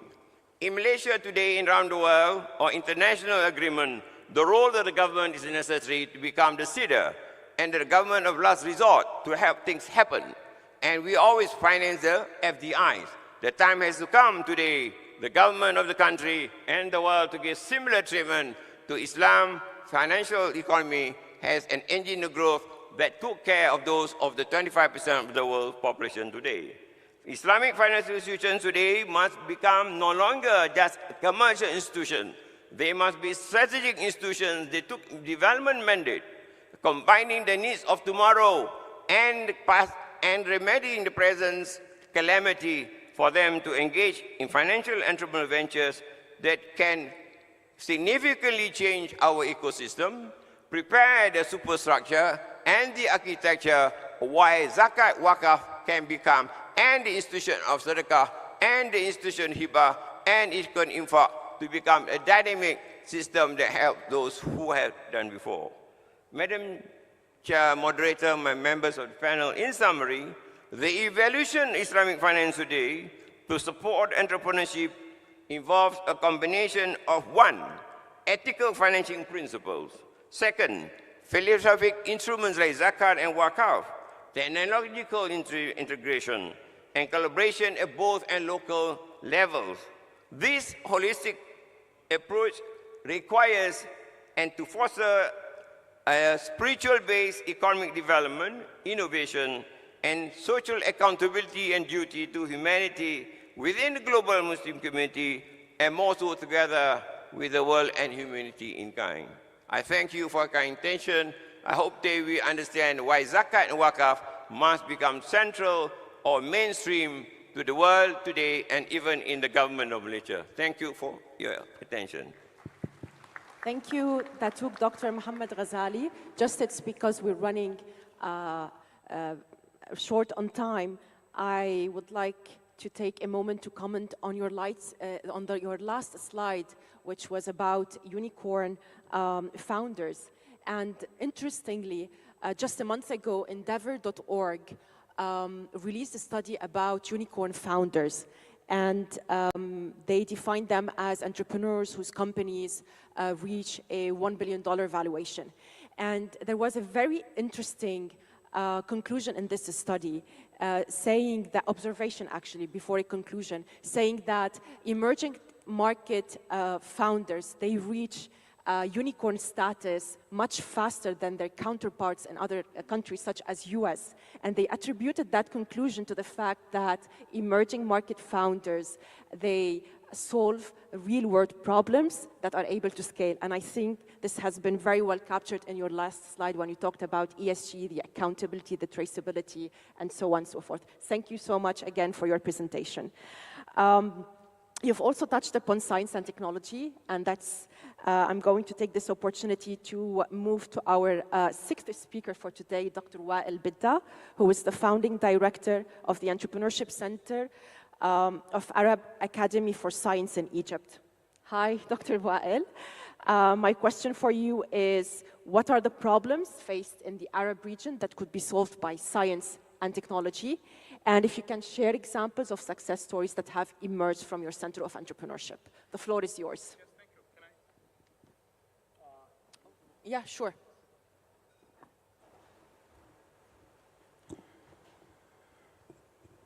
Thank you. Assalamu alaikum. So yes, Dr. Ghazali, it's lunchtime, so I guess I'm very excited to be in this panel, and thank you, many thanks for the moderator for this introduction.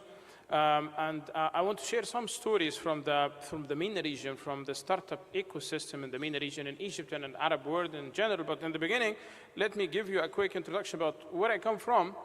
The Arab Academy for Science, Technology, and Maritime Transport, an Arab League organization where we have 7 branches in Egypt and in the region as well. And we've started the Entrepreneurship Center 10 years ago, where we have many programs disrupting different industries in the MENA region. So one of our key programs that we're really proud of is our supply chain accelerator. This is the first accelerator focused on logistics and supply chain.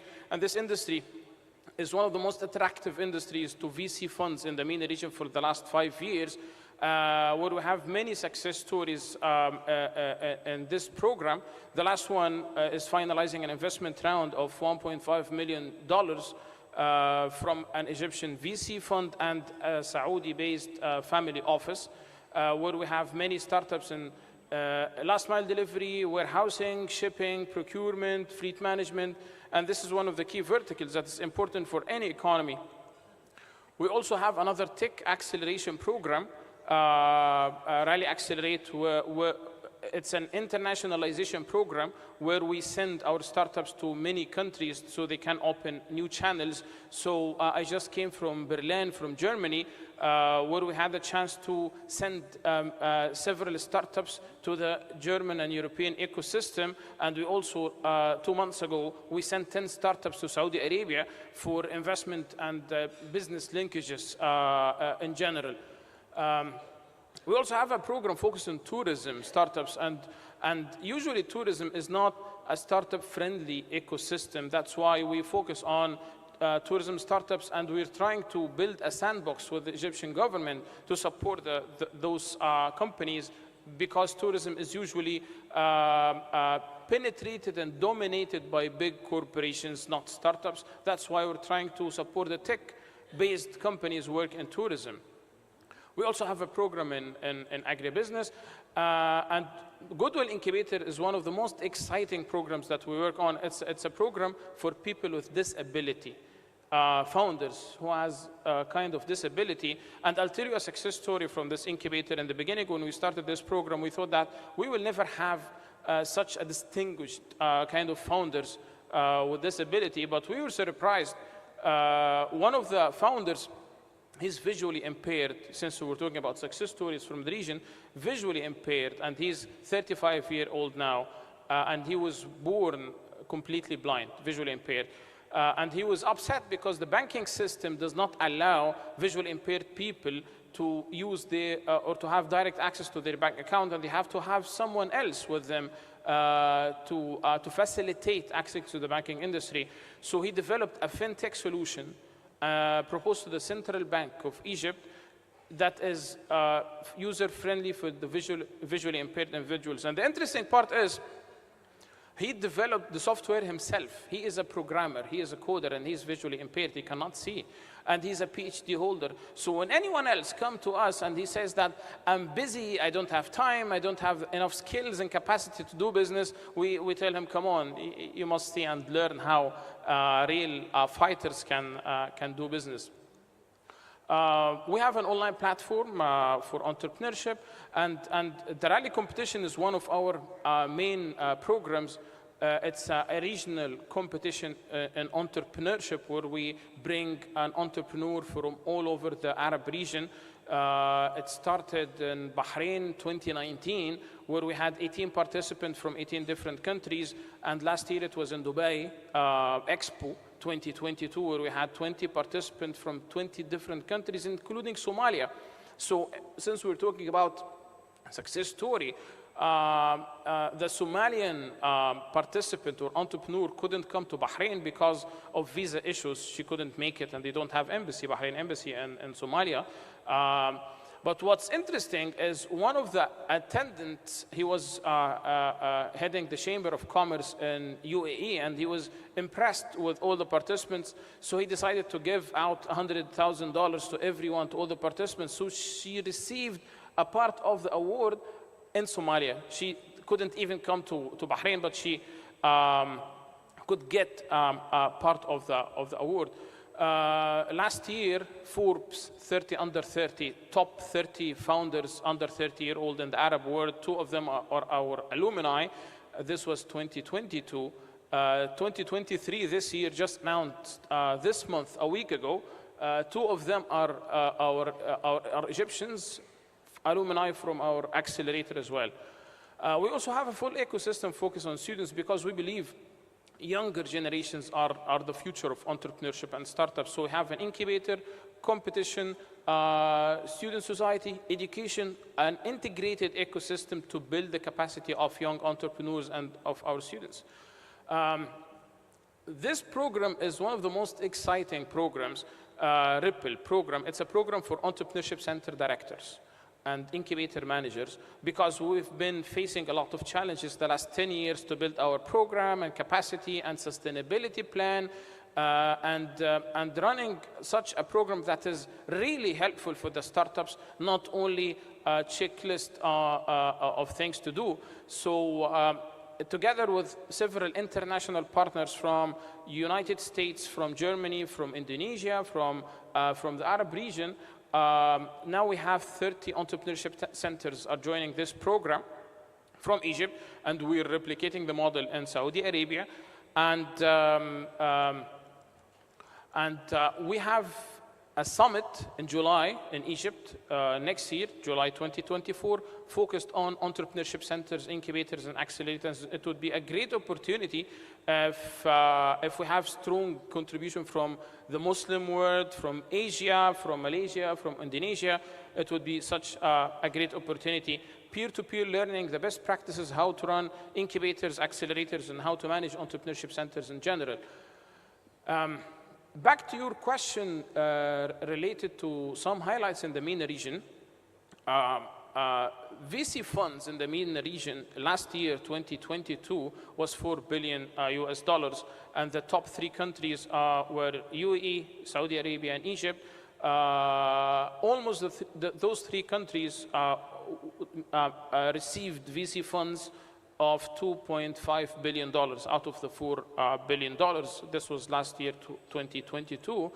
But actually, after the COVID, the startup ecosystem has been suffering globally, not only in the MENA region, not only in Egypt, but worldwide, during the risk appetite of VCs and the long duration or long-term investment of the VC funds. So this led to capital crunch, where VC funds had to tighten their budgets and were becoming more picky, and the decision is taking much more time. So they are not only looking at, as they used to, looking at scale-up companies and exponential growing companies. Now they are looking at bottom line, profitability. So they are looking at different, or evaluating the companies from different perspectives than they used to assess it. This also led to more exits. So many companies in the MENA region started to exit and to be acquired by multinational companies. And this also led to debt financing. And this is a major opportunity for Islamic financing and Islamic banking and Islamic products that are suitable to startups in general. The last thing is the digital transformation that's happening in the MENA region. So we have everything is digitally disrupted. All the industries, the payment industry, InstaPay, you can transfer anything from any account to any mobile wallet in 1 second. InstaShop, Visita, you can go to doctor or get a doctor to your home in 30 minutes. Through a mobile app. You can buy furniture from HomeSmart, and you can order grocery in 20 minutes that comes to your home through Rabbit. I'll tell you a story about Rabbit. It happened 2 months ago. I was at home with my kid, and he woke up 4 a.m. in the morning. He was crying. He's 2-year-old, and he wanted milk. And I realized that there was no milk. So I ordered from Rabbit 2 cartons of milk, and it was delivered to my home in 20 minutes. This was 4 a.m. in the morning. So can you imagine 20 minutes delivery, 4 a.m. in the morning? So this is how digitally disrupted our markets are. So yes, so I don't want to take the lunchtime, and I'll be very happy to see you in the Ripple Summit in July in Egypt. And thank you so much. Thank you, Dr. Bedda. I believe the highlight of this presentation is sharing the story of the resilient entrepreneur and how he overcame the disability he has. And on this point, I'd like to just share with you one insight. And if we can look at innovation and technology as a continuum, at the beginning of this spectrum, we look at everything that is digital.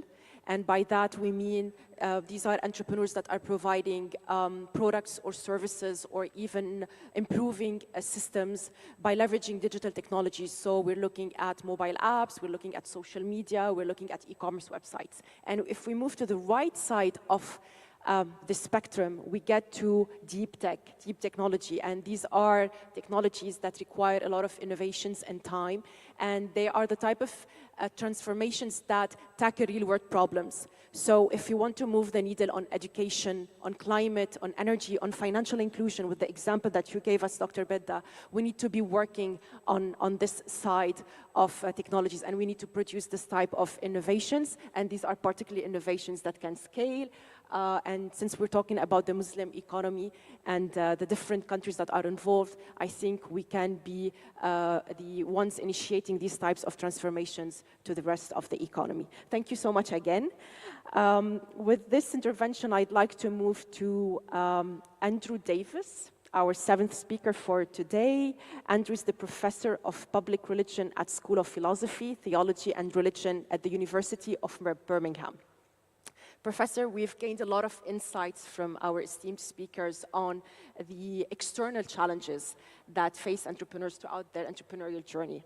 So with you now, I'd like to delve and dig deeper into the internal dynamics, especially when it comes to their mindset. So in order to set the scene for our audience, maybe you can walk us through how the intersection of religion, policy, and culture can influence the entrepreneurial mindset. Thanks so much, Joelle. And yeah, it's been great to engage with this conversation and learn so much of the wonderful stuff that's going on throughout the world. My particular interest really is in social entrepreneurship and the need to step up and make a difference in the world. And I think most of us would agree, with some notable exceptions, including Malaysia, I'm delighted to say, we have such a dearth of leadership, certainly in the West, certainly in Europe. I think people are crying out for leadership that has integrity, that has honesty, that has transparency. They're looking for people to step up to the mark in terms of politics, in terms of business, in terms of all spheres of life. And I think the trick that we are missing, which the Honourable Prime Minister of Malaysia highlighted the other night as well, is that faith is a wonderful inspiration for people to get involved in these kind of things. Our faith values, I happen to be a Christian, I'm not a Muslim myself, but we share so many values and so many priorities that are so important to us. Things like love, truth, mercy, justice, a commitment to making the world a better place is really central to our faith values. And what we want to do is try and make pathways for people who are inspired and motivated by those really significant values to get them into public life, whether that's in kind of the social sector, whether it's in commerce, whether it's in political life, whatever opportunities there are to build those pathways. That's, I think, something that's really important for us to do. Because I think there's never been a harder time to be involved in public life than today. People a generation ago didn't have the pressures of social media, they didn't have the complexity that we have to deal with, and for all the wonderful things that the digital sphere brings to us, so many advantages we've heard about today, it also puts incredible pressure on people to respond to that and to stay on top of everything. And in the midst of everything that's gone on in my world, speaking as an individual the last couple of years, my faith and values have been the thing that have propelled me through that and sustained me through it. And I'm sure many of us in this room today could testify to the same. So encouraging people who are inspired by their values to step up to the mark. For me, in a one-sentence definition, leadership is about taking responsibility. And I think the inspirational values of our faith encourage us to step up and take that responsibility in ways that nothing else could. Thank you. Actually, for the last couple of years, there has been a big focus on mental health being part of the entrepreneurial journey. So can you just let me know what are your thoughts, your quick thoughts on this? Yeah, I think faith has so much to bring in that, and it's been commercialized quite effectively. There's a bit of religious entrepreneurship going on there in terms of yoga and Reiki and many of those things that have been, in the kind of Western world at least, secularized and developed into kind of well-being approaches more than religious roots. But I think, again, just having an anchoring in something beyond ourselves is so important for us, isn't it? Realizing that actually if I mess up, if the business doesn't kind of go as well as I hoped it would do, if my latest book doesn't sell as quickly as I was expecting it to, it's okay. God is in control. God kind of holds the threads of human history. And I think that's a wonderful consolation for us all, really, whatever's going on in our lives, to be able to trust in that. I think prayer and other forms of spiritual expression are remarkable sources of support and strength for us. And I think these are things that the business community is not often comfortable about talking about, especially in the West. I've been working with colleagues in India, particularly for the last 2 or 3 years, and learned so much from their holistic approach to spirituality, that religion isn't something you keep away. And in the UK, very much the thinking is, well, you can be a Christian if you want to, but be a Christian on Sunday and kind of don't worry about Monday to Friday. It's no wonder that puts incredible pressure on people. It's no use saying to them, oh, well, bring your whole self to work, tell people at work everything about what you do, apart from religion, right? For a Muslim, your faith inspires and shapes and motivates pretty much everything you do all day, from what time you wake up, the first words you say, the people you talk to, the places you go to. And that needs to be recognized, the importance that our faith brings to us, the security and the confidence and the resilience that it brings to us. We could do so much more with, I think. Thank you. Yes. My last part of the question would be, do you have any examples that you can share with us, going back to the nexus of religion, culture, and policy, that you can share with us based on your work at the university with entrepreneurs? Yeah, sure. I mean, I'd be remiss if I didn't mention Global One, for starters, one of the sponsoring organizations of the conference. Some remarkable work that they've done, led by Muslim women in the UK, especially Dr. Husna. But they've done some remarkable work in that sort of space. I've been working more recently with an organization called Girl Dreamer in Birmingham in the UK.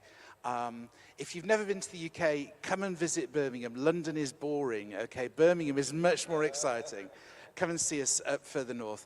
Don't quote me on London being boring, though, please. These two young women, they'll be in their early 30s, Kiran Kaur and Amna Akhtar, in their mid-20s, started off an organization that supports young women's entrepreneurship. And they've had kind of funding from European governments and from the British government to support young women who are underrepresented in social entrepreneurship and are underrepresented in leadership opportunities. I was in Dubai just a couple of weeks back talking to a major organization that told me out of its 18,000 staff, only 20% of them were women. And there were various social explanations for that, but they were very keen to try and address that, and that's one of the priorities that I think we need to work on. It's been fantastic to kind of spend time listening to this wonderful panel this morning, but I would like to hear more voices from women as well. Women's voices need to be heard more prominently. They've got so much to bring to the table as well. And there's a session on this afternoon on that. And Kieran and Amna, my friends at Girl Dreamer, are doing some amazing work on that. One final example, if I've got a moment, is a student of mine who is an imam, who is a prison chaplain.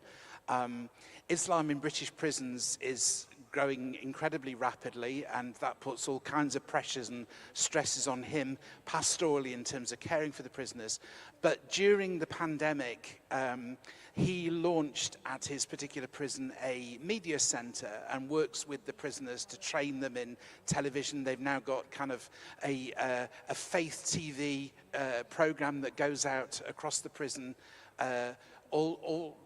pretty much every day, I think, just for half an hour, gives them opportunity to pray together and talk about their religion, which has been incredible comfort to the prisoners. But I think that's a remarkable example of social entrepreneurship in a way that doesn't bring in any money at all, but has had massive positive impact on some of those prisoners. So there's lots of work going on throughout the world along those lines.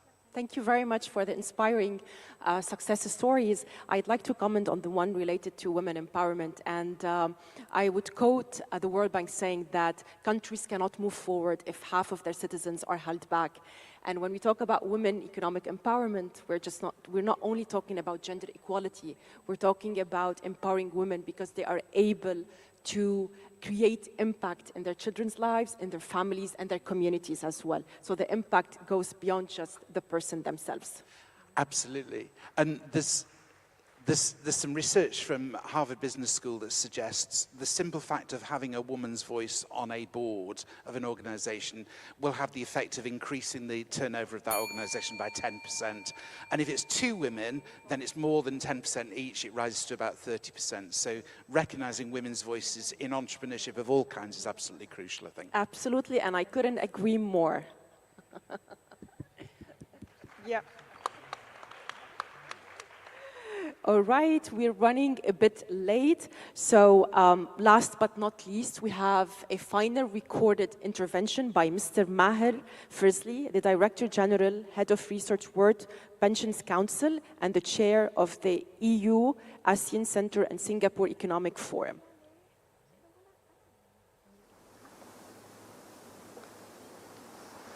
Good morning. We are delighted to have with us today at the GMB Forum Maher Nicolas Frizzly of the Singapore Pension Forum and Christopher Smith of the City of Westminster. Sadly, we hear the drums of war all over the world these days. People calling for revenge, bloodshed, and more war. But you guys take the opposite view. You seem to be still optimistic about the future. Why so? We're delighted to join you guys today at the GMB Forum. Of course, we'd like to thank notably Sharifa Hamza of the World Association of Public-Private Partnerships and the organizers of the GMB Forum for having extended their kind invitation for us to join you today. Thank you, Lorenzo, for your question. It's a very difficult question. And you're right, there is cause for concern. And you are also right, when you turn on the television today in Washington, D.C., Paris, London, it's all bleak and doom. And sadly, some journalists and some so-called thought leaders are preaching the gospel of war. It's as if, they wanted to see more bloodshed and more hatred on both sides, a new crusade against the Easterners, or what have you. And that kind of, Manichaean, to use a French Greek word, that kind of Manichaean, simplistic discourse, us versus them. You are either with us or against us. Cowboys against Indians. That's very dangerous because that kind of primitive, simplistic discourse is really planting the seeds of hatred for future wars, pitting Asians, Middle Easterners against the so-called West. That's very dangerous, and I personally reject that. And to come back to your question, I sincerely believe that another way forward exists. There is another way, there is another potential path for the future. And what is it? It is increased economic and financial cooperation. I think it's possible, and I think it's the best way forward. We in the West, we in Western Europe and North America, we can build stronger relationships with our brothers and sisters in the Asia-Pacific area and the Arabian Gulf. Building bridges, what does it mean? It's not only cultural bridges, it's also investing more, cross-fertilizing our economies, which is really mutually beneficial. It's really, by investing in joint ventures, you meet as a businessman from France or Germany or Britain, by investing in a joint venture in Vietnam or in Jordan or in Egypt, you will meet local Muslim, Arabian, Asian CEOs and CFOs, and you will get to know them and know their culture, and they will get to know you. and know your culture. And in the long term, I think this is the best protection against war and hatred, building bridges. So I'm a real long-term optimist from that perspective. I think it's a great question that you asked, Lorenzo, and we believe that mutual cooperation, mutual friendship, and mutual financial integration is the way to have synergy. That synergy will create something that's so positive in the world that it'll absolutely reduce the inevitability, if you go the other way, the inevitability of war, the inevitability of conflict, and the inevitability of bloodshed. So we think that investing in countries like Malaysia will actually do something great for Malaysia. It'll do something good for us in the pension world. It will do something really good for the world as a whole. Absolutely. 100%. I agree with you. I get you. It's all fair and commonsensical. But concretely, financially, what is the material interest for cash-rich pension funds from, say, London or Montreal? What do they have to gain by investing in private equity in Malaysia or Saudi Arabia? That's a very good question, Lorenzo, and also a difficult one. But I would answer it in just one word: growth. And to be precise, future growth. And why am I insisting on future growth? Because at the end of the day, venture capital, private equity, bonds, stocks, infrastructure asset, whatever the asset class, whichever the geography, no matter if you're investing in Belgian equity or Italian small caps or Vietnamese venture capital funds, it doesn't matter. What's driving the future value of your investment is the future expected growth. This is how we value assets using modern financial tools, and to a large extent, these tools were invented by Ben Graham, who was an Anglo-American economist and financier, and who came up with these modern discounting future cash flows. How do you discount future cash flows which determine the present value today of your investment? Well, to a large extent, it's determined on future growth. So if you are selling coffee beans, if you're selling Belgian chocolate bars to a market, any market in the world, you want to have more consumers in the future. And the only way to have more clients in the future is for their economies to grow. So as an American, as a Belgian chocolate maker, you want the people in the Middle East, in Africa, and Asia to become richer because they will buy more chocolate bars or more, Italian coffee from you, as an example. And to give you another example to answer your question, Lorenzo, let's go back, 20 years in time. So let's take the year 2000, for example. So back in the year 2000, if you took of the whole of what we call the Asia-Pacific area, all of Asia, including the Middle East, including Australia and New Zealand, 20 years ago in the year 2000, they represented overall the size, the combined size of their economy stood at roughly $9 trillion, $9 trillion US dollars, which back then represented 23% of the world economy. Fast forward today, in the year 2023, 20 years later, today the size of the Asia-Pacific economy stands at roughly $40 trillion, which represents 40% of the world economy, 40% of the world's GDP. So the growth is amazing, but guess what? Future growth in the next 15, 20 years in the Middle East, the Arabian Gulf, and the Asia-Pacific area, future growth dynamics is expected to be even stronger. So clearly, if you are a large pension fund in Vancouver, Washington, D.C., San Francisco, and you're looking at the world as your playground, because you're a global investor, of course, you want to put more chips in the Middle East, in Vietnam, in Indonesia, Malaysia, and Australia, because these chips that you're putting there in the next 10, 20 years will reward you handsomely in terms of economic growth and therefore future financial returns. So, yeah, what does it mean? What does it mean for us as pension funds? We are long-term investors. We don't invest for a year, we don't invest for 2 years. Our pensioners will be working for 40 years before they take their pension.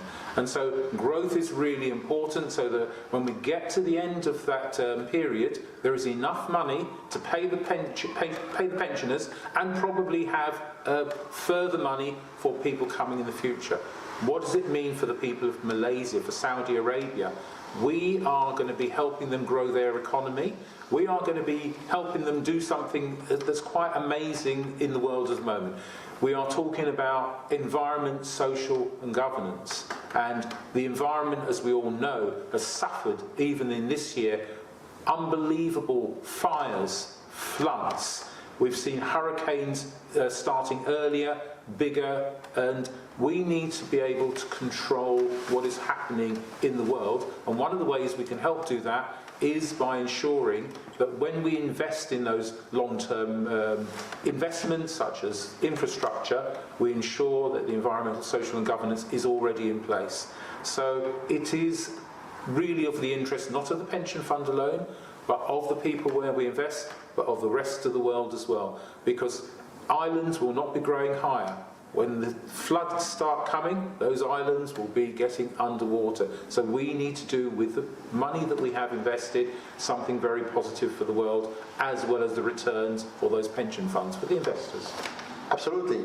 Absolutely. And to go back to Lorenzo's question, and I fully agree with each and every word which Chris Smith just pronounced. And I will add this. You know, we only have one Mother Earth. And we only have one humanity.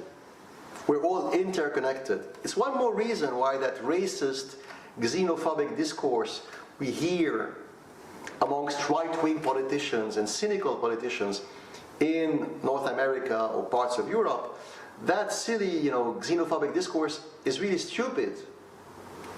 Beyond the fact that it's morally reprehensible, it is silly because our economies are interconnected. And our ecosystem is one and the same.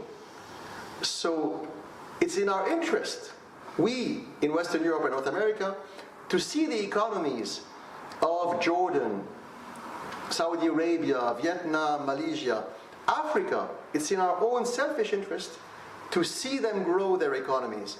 I'll give you a concrete example, global warming. We complain about global warming, etc. It's true, it's a fact. But if we invest more in the Asia-Pacific area, FDI, foreign direct investment. So if there are more retirement schemes, pension funds, sovereign funds, asset management companies, putting more money into Asia and Africa and the Middle East, guess what? The local industrialists in the Asia-Pacific area, they will build more modern power plants. They will build faster, cleaner railways and rail tracks. They will build more modern factories. They will use less fossil fuels. They will use, in India, Pakistan, less carbon, because they will be using and upgrading and modernizing the industrial infrastructure. And globally, overall, the world over, carbon emissions will go down. So the climate change risk to us in Brittany, to us in Ireland, to us in New York City, Staten Island, the risk of flooding will go down. And so this is one of the benefits of having a more integrated, more friendly, peaceful economic cooperation between East and West. I think we will all benefit from it. So if you will, Lorenzo, my message here today at the forum is really that, is a message of cautious optimism. Another path is possible once again, and that way forward is good for their children, in the Asia-Pacific area and Africa, but it's also good for us, for our own children here in Brussels, Paris, and New York. Thank you very much. Thank you very much, Nick and Chris, for your replies and explanations. Thank you again.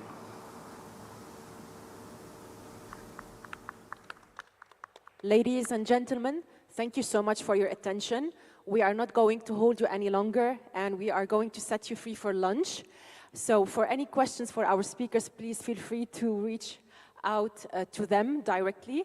But before we leave, please give my speakers a big round of applause. Thank you, Datuk Haji Naruddin, Dr. Wael Bidda, Datuk Dr. Muhammad Ghazali, Professor Andrew Davis, and Datuk Haji Halmi Akhwan. Thank you so much for your contributions and insights today. Thank you very much to our moderator, Ms. Joelle Yazbek. Please give her a big round of applause, please. May we invite our esteemed panelist and also moderator for a final group photo, please?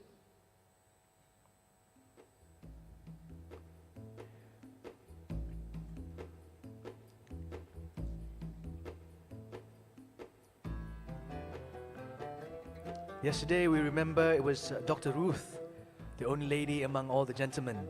Today, it's only Miss Joelle as the lady among all the other gentlemen too. So ladies and gentlemen, with that note, we have concluded the plenary session 5, Entrepreneurs, Success Stories in the Muslim World. Let's give them another big round of applause, please. Thank you very much. Shukr, alhamdulillah. Thank you very much to your beautiful moderator.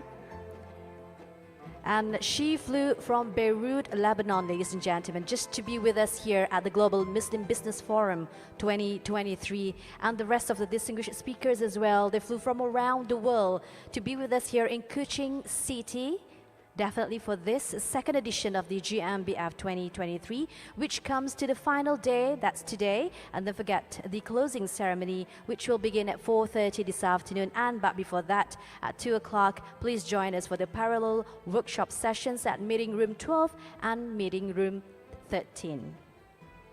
Please enjoy your lunch, ladies and gentlemen. All right, before we move on to the next session that will be happening at Meeting Room 12 and Meeting Room 13, we have two different sessions, which is at Meeting Room 12, we have the Islamic Chamber Halal Workshop, Bright Future of Halal Economy, and at Meeting Room 13, we have the Entrepreneurship and Startups, the funding approaches for startups. Once again, thank you very much to our distinguished speakers, moderator, ladies and gentlemen. Please enjoy your lunch and be with us at Meeting Room 12 and 13 later for the parallel workshop sessions. Thank you very much.